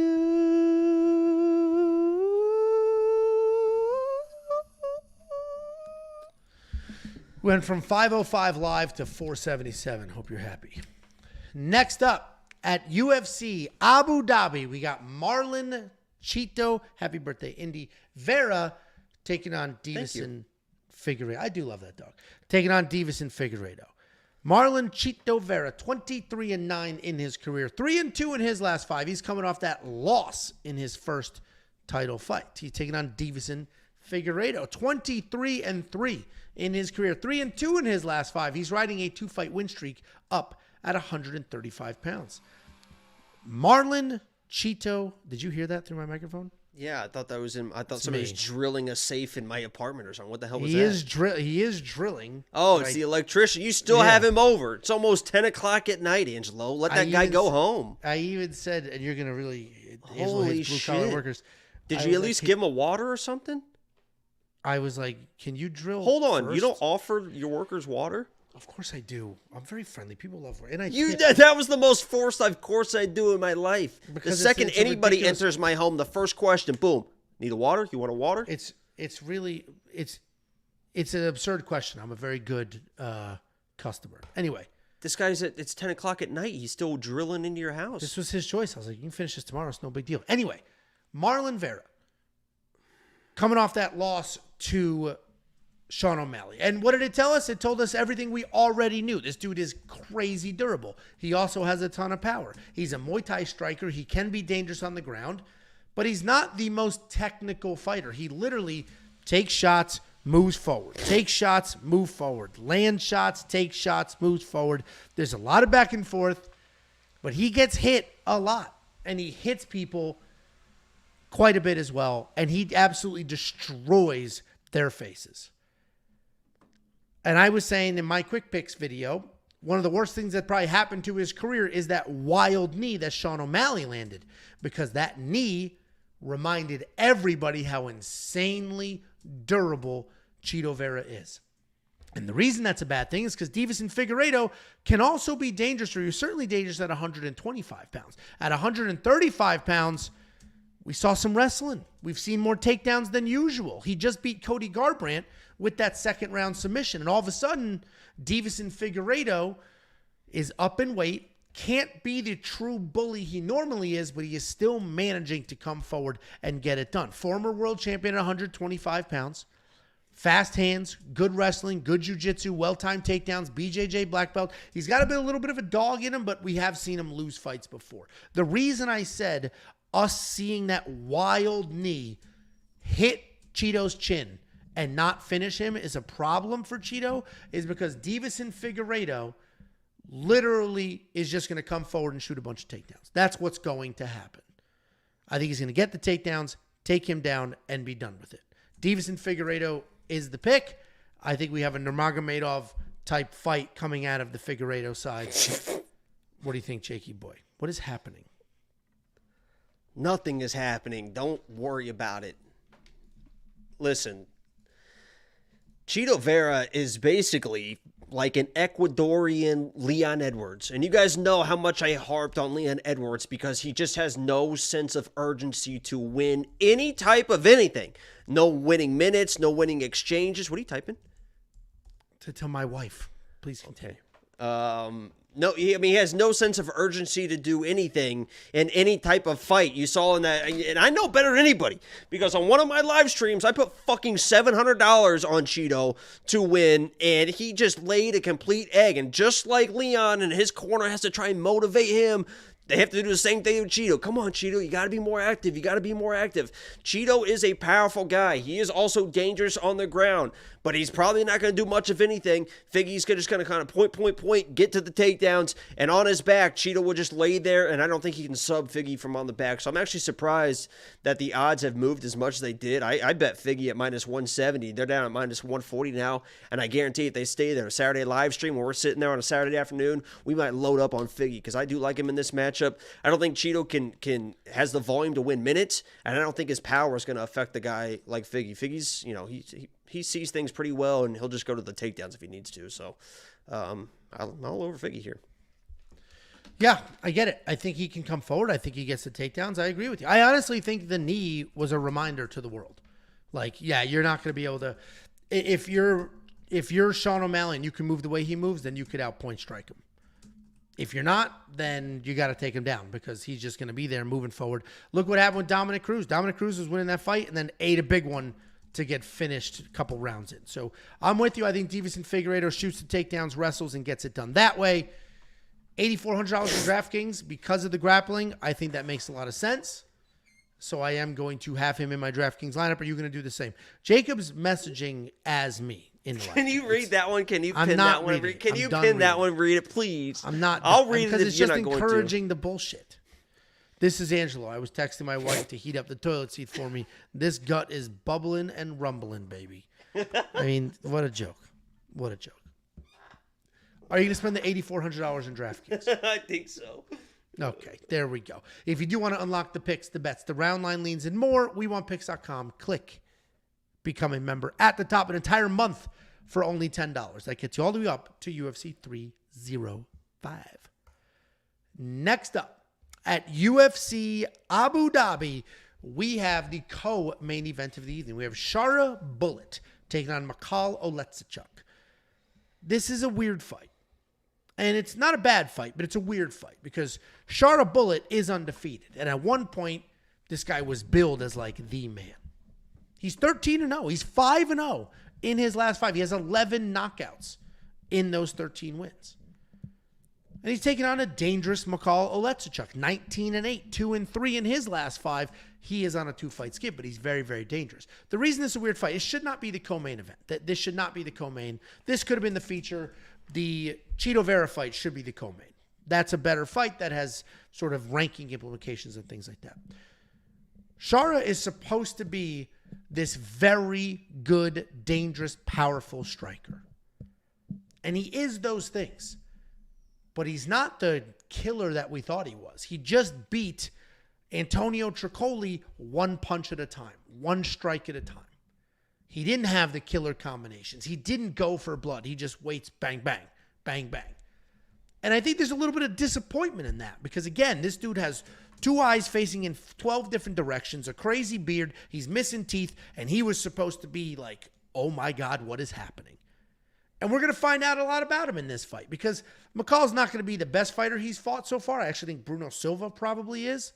But Michal is dangerous. He comes out hot. He's not afraid to get in your face. He's lightning fast. He has 6 knockouts in his 7 UFC wins. And he is dangerous on the feet. There's some grappling holes, but that won't matter here. The striking will be the difference. And if Shara is going to take his time and throw one strike at a time, throw the kicks out there a little loose like he did versus Antonio Tricoli, Michal might just sprint across that cage and blast him in the face. I am going to pick Shara. I do think Shara is that guy. But we're going on a couple fights in a row where he didn't really tee off and didn't really go crazy. He beat Antonio Tricoli because Antonio Tricoli took that fight on like 4 days' notice, flew across the world, cut all the weight twice. Like it was a whole thing. And I'm not trying to make Shara not sound great. I am trying to put it in perspective here where until we see that like showcase, he's on it, throwing combinations, landing at will. Until we see that, you know, there's some points that haven't been proven just yet. This might be the fight, though, because Michal is a guy that you can touch up. What do you think, Jakey boy? Yeah, Anita Handjob said that I won them so much money that they want to kiss me on the mouth. Oh, wow. Okay. Sorry. This mouth is only for Angelo. Oh, my God. Yeah, Shara is not the guy, as Angelo said, not the guy that we thought he was. I mean, I don't think he's ever going to compete. He doesn't have the skill set to be like a real competitor in the middleweight division. I mean, his takedown defense is terrible. His off his back, he can't get off his back, and even we've seen his striking is probably a little bit overrated. I mean, I think his striking is a little bit overrated. He can be a little chin up at times, and especially leaving the pocket against the fence, and eventually it's going to get him caught in some issues. But as Angel mentioned as well, I don't think Michal is that dude anymore. And I think that his type of style is going to work perfectly for a Shara guy who wants to kind of counter, throw those kicks, and wants a guy that's just going to be in his face without the threat of a takedown. And I think that's what Michal kind of offers. They knew what was going on with this matchup. They put him in the co-main. This is a setup fight for Shara to be able to shine in front of this Abu Dhabi crowd. And I also want to say that I would not put too much weight in that Instagram thing that is going around with Michal. There was he replied to some comment that was like, if I lose this fight, he said something like, if I lose this fight, and I probably am going to lose this fight, it's probably going to be my last one. I think fighters a lot of times are pretty trolly online and stuff like that. You don't really know his personality. So some people are saying that and be like, oh, max bet Shar. And it's like, you know, I think he's probably just fucking around a little bit. But yeah, I'm still going to be on Shar here. I think it's a good matchup for him. But, you know, if he, loses, this is getting to those borderline guys where he's going to eventually lose. And it wouldn't crazily surprise me, but he should be able to handle Michal. Yeah, like if this was Michel Pereira, I'm picking Michel Pereira. Like, Michal's a guy that he should be able to beat, but he's fast, he hits hard. 2 quick things for Shara. 1, Dana White has said publicly he could probably only fight in this region of the world because of the eye issue. He doesn't think he would get, licensed in some of the real commissions. And 2, this dude just fought. He just fought like 2 months ago. Jacob and I saw him at UFC 303. He was in the VIP section. Then he went and filmed a movie. Was he really? And then, yeah. I got a video with him and everything because my neighbor loves him. So I got a video of him. You have a video with Shara? Yes, but it's for my neighbor. It's not. I didn't put it in the vlog because it has nothing to do with. When the fuck was he in the VIP? I'll text you the video. He was in the VIP. He's a little guy. During the He's fights? small. Yeah. He's a small dude. He's not big. Like the height, they have him listed as 6'2". That is not true. He's small. Like he's maybe 6 feet. I didn't see him at all. That's How the fuck did you see him? I was probably just, honestly, I was probably swarmed by fans. I mean, it was like every time I walked that VIP, it was like, oh, Salamander has arrived. And just swarm, man. I mean, my wrist is still sore from signing autographs. It's crazy. Here, somebody said, play us the video. Talk real quick while I try to find this video. Okay, guys. So what you're going to want to do is go to WeWantPicks.com and become a premium member today because we got some real cool fucking shit. And we just added some new fucking shit. And if you go to WeWantPicks.com and check it out, I promise you're going to see the value that comes with that $10 and you're going to want to sign up today because it is only $10 and we're not talking about one card. People, we're not talking about 2 cards. People, we're not even talking about 3 cards. You get 4, and if you time it right, you could even get bets for 5 cards. That's WeWantPicks.com. Only $10 a month. Sign up today. Angelo, you got that video for us or what, buddy? Not yet. Okay. I went to the. Let's talk about. All right, be normal. It's okay to be normal. You can do it. I believe in guys. you. Let's talk about the state of the nation because I don't know where we're headed. I don't know where we're going, but I think Vietnam was a mistake. Getting involved. I don't think our 18-year-old sons and brothers should have been sent over there. I think we reflect back on history that we should have never been in the first place. And, and that kind of leaks over. You can talk about the Iraq War. I'll look for it during your next breakdown. It is what it is. $9,000 for Nurmagomedov. I don't know, man. I mean, he was supposed to finish. Bruno Silva didn't. He did finish a very short notice, insanely short notice.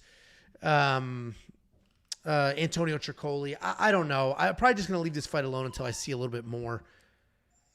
We do have a $4.99 super chat. You read this while I shush this dog. Oh, my God. He's going to beat the fucking shit out of that thing. We're going to watch it live. All right. $4.99 from, I just carry the show, don't I? Carry it with the fucking lock of the week. Michael MacArthur, $4.99 says, apologies to Jacob for the latest card before 304 on blowing him up. Had a couple. But my boys Jacob and Angelo won me some moolah, says Michael MacArthur. Buddy, I don't know who the fuck you are, but I appreciate the apology and the $4.99. That's our dude. That's the leg kick dude. Oh. Dummy. All right. The dog doesn't want in. People saying let him in. The dog wants to eat for his 5th meal today. How many are you up to? Typically, I'm on just salad only. Just the diet. Okay. This is the thing where we talk about being honest with the people. I'm always everything I say is honesty. All of it. Tell them about your veneers. We got to move on. Jakey boy. Next up at UFC Abu Dhabi, we have the main event of the evening. We have Corey Sandhagen taking on Umar Nurmagomedov. Corey Sandhagen 17-4 in his career, 3-2 in his last 5. He is on a nice 3-fight win streak. He's taking on Umar Nurmagomedov, undefeated at 17-0 with 9 career What if stoppages. We sing him happy birthday?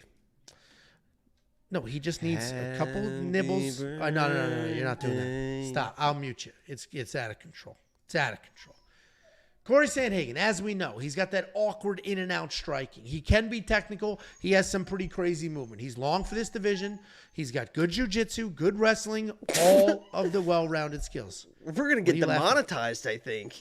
Because of the dog? Just freaking out in the background. All right, I'll feed him while you're going. You go first, and I'll give him a nibble. You go first. Okay. All right. Well, Jesus. Listen, guys. The way this is definitely an interesting fight.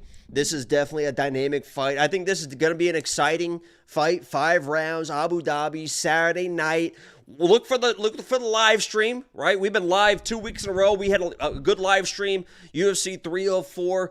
We were there until 1 a.m. This one thankfully starts earlier. I think the main card starts like 1 or 2 Central Time. So we'll have that afternoon energy, and I can't wait for this main event. It should be a good one. Corey Sandhagen versus Umar Nurmagomedov, the cousin of Khabib. Khabib is going to be in the corner of Umar.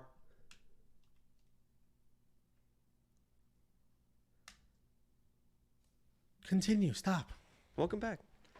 I'm a cordial host. I stop. I let you, I stood up because you're a woman while you sat down. That's just what we do. Listen, to beat these Russians, these Dagestani Russians, in my opinion, what do you say? You have to wrestle the wrestler. You have to be able to counter wrestle these guys to give them issues. You saw Volkanovski do that to Islam. You have to put these guys in uncomfortable positions, because if they can just do what they want to do, they're going to do what they want to do. And they've all figured out how to strike well enough to be able to get to the wrestling, and especially Umar. I mean, he is a very, very high level striker with those kicks. I believe that he can hang around on the feet with a guy like Corey Sandhagen, who, is kind of a weird dynamic striker, but doesn't have a lot of pop to those shots.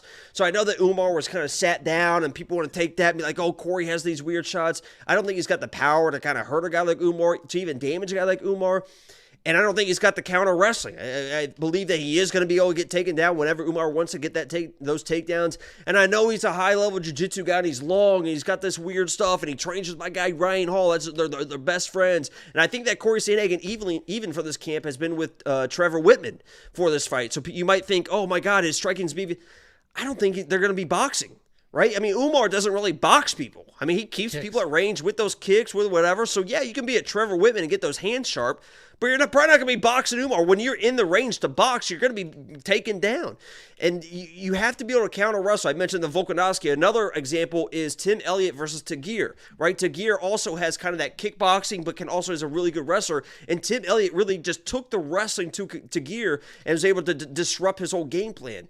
Until you can counter wrestle these guys and put them in uncomfortable positions, I don't think you're going to beat them, especially against a guy like Umar, who has so many ways to kind of win fights. It's probably going to be a decision, right? I know Corey's a dynamic guy. He's a tough guy, but I think Umar kind of styles here. I don't know what Corey has to offer. I think he's good enough to make it competitive to where you're like, he's hanging in there, but I just don't see him be able to win minutes and win rounds, and I don't think he's really a finisher in that right to be able to hurt Umar. So, I'm going Umar, and I played him as well. I'm with you. Corey's the better fighter. I think he's the more well-rounded guy, but Umar is such a good wrestler and such a capable striker. It doesn't matter. It doesn't matter. I think he'll get takedowns almost whenever he wants to. I also don't think he's going to be all in on the takedowns immediately. I think he's going to work his stand-up for a bit and then he doesn't need takedowns. Yeah. He did get dropped in his last fight, like bad. Dropped very, very bad. He was able to recover. He was able to win that fight, but that was against an unknown guy in Bektik Al-Haman. And it showed that he didn't panic at all. He did not panic at all. He worked through it. And if Corey had real power, then it'd be like, okay, we know that you can touch Umar. We know that he can be dropped. Because if Corey was the one who dropped him, I don't think he would recover. I think Corey, he's too capable everywhere to let Umar out of that situation. But Corey doesn't have that big one-punch knockout power. He does have an incredibly well-rounded skill set. He is insanely durable, but Umar is such a good, nonstop, busy wrestler. I think it's a pretty straightforward fight for Umar. I am surprised the round line is 3.5. I think I'm surprised. I'm surprised it's not 4.5, because I do think we get to, I think this is probably a decision. Corey's very tough, and people were like, oh, Aljamain submitted him. That was what? We're going to play that game again? That was a weird kind of just real quick backpack and then arms under, and I don't think Umar's a real submission threat. What, and we're going to play that game again? Didn't you guys just play that game with Bilal and Edwards? The first fight? That was apples and apples. Just play that game? Yeah. This is apples and oranges. That was a rematch. Yeah. So, and then somebody just commented, oh, he knocked out Hani Barcelos. Yeah, of course he did. He's got good. Hani Barcelos is 36, and he's lying about his age. So it's like, it is what it is. And he's got that. I mean, he's got flying knees. He's a long guy. I'm sure he's going to be showing it everything and anything to Umar up the middle with those knees, with those uppercuts. I mean, he's a high level. I mean, high intelligence guy. And if Corey finds a way to win this fight, I'm not going to be crazy surprised. Like, I'm playing Umar, but I'm not like loading up on Umar because I do respect Corey. But Corey losing to Umar, even if he gets mauled, is like Umar kind of does that to everyone. So it's like, I mean, it's not, there's no real shame in it, but I'll be, I'll be rooting for Corey. I like Corey. He's my best friend's best friend, right home. So I mean, somebody literally just commented, if Aljo can sub Corey, then so can Umar. Like that. I mean, that MMA math. Listen, I think Umar wins, but I'm not going to, those are crazy. That logic implies nobody ever improves ever. How many years ago did Aljo submit Corey? Is that 5 years ago? That's just such a basic argument. It's so stupid. Nobody's ever improved in the history of time. And you didn't watch the submission. So I do think Umar wins here. Jakey Boy thinks Umar wins here, but we both fully understand how good Corey Sandhagen is. So it should be, this is a good main event. This is a very good main event. It matters very, very much for this division. Whoever wins this, we don't know what's going to happen in the Merab fight, but whoever wins this could potentially get a title shot, or certainly, Umar said he was promised a title shot. Makes sense what he's been doing, 17-0. And he does get finishes. He's not Muhammad Makayev, right? He gets finishes. He's very opportunistic. I mean, he's a high IQ guy, right? If there's a finish opportunity, he's going to chase it. Otherwise, he understands the flow of a fight, right? He knows when to just kind of take his time. He knows. And I think against Corey, he's going to know this is a high-level guy. He's not a cocky dude that's be like, oh, I'm going to come in and smoke Corey. He's going to take his time. He's going to do what he needs to do, and he's going to do what he needs to do to win rounds and win minutes. There you go. Jacob and I both on the same side. If you do want to check out the picks, the bets, the round line leans, the tools, WeWantPicks.com. Click Become a Member at the top to unlock all of it for an entire month. One of the things you can unlock is the data the electrician analyzer. Still there? Are you going to offer him breakfast? I may. Who makes the breakfast in a relationship like that? Do you guys determine that ahead of time? Because usually it's the man if it's a man and a woman, but if you guys are doing that, then... Okay. The Data Analyzer is the greatest research tool ever released. Not only does it have every data point you could ever want or need, you can stack filters. It updates a chart live. You can export that chart. You can click on the chart and then watch the video. You can watch the actual fight that you were just looking at the data points on. This is included in the premium membership. What's also included is the Prop Hunter. This is the tool we released 2 weeks ago. A curated set of data specifically to find prop bets. You're also going to get the line movement tracker. This is going to give you the opening odds, the current odds, the win probability, and the line movement for every fighter on every card. You're going to get the DraftKings Optimizer. This just won somebody $16,000. We've got People the aren't ticket. Loving your pitch right now. We need a little bit more energy, if you don't mind. Previous slide. There you go. Come on, hit him with it. And the safety parlay. It did Talk your shit with the safety parlay. Hit him with the... And the safety parlay was 12-4.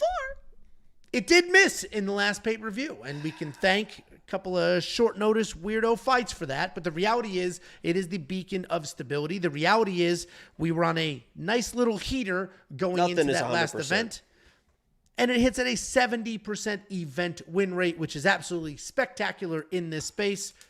Everything I mentioned and so much more, $10 a month. WeWantPicks.com. Click Become a Member. And finally, you want 50, we'll send you 50. Use the affiliate links, WeWantPicks.com/bets. Sign up, make a deposit. We send you $50 as a thank you. Jacob, any words for the people before I shut this down, do the chapters, and take care of my house? No, I appreciate all the support. Obviously, I've been getting a ton of love this week, and I do. Obviously, I know I played up for the videos and these type of videos as well. But honestly, from the bottom of my heart, I do appreciate it because I do get a lot of hate a lot of times with the lock of the week, and people expect it to be 100%. So I'm glad when it does hit for you guys, and you guys reciprocated that love. So there was a lot of people that tailed that. I always put the time in, and I do appreciate the everyone, all the comments and stuff on the videos saying that they tailed, and I won them some money, so I appreciate that. And the new Lock of the Week video is out already, so go check that out if you don't mind. And we'll see if we have some fun Thursday night for the chat, and then obviously the live stream Saturday. So there we go. And Dr. Y with a last-minute $10 super chat saying, "Eat it, chat." So yeah, take that chat, and we'll see you Thursday.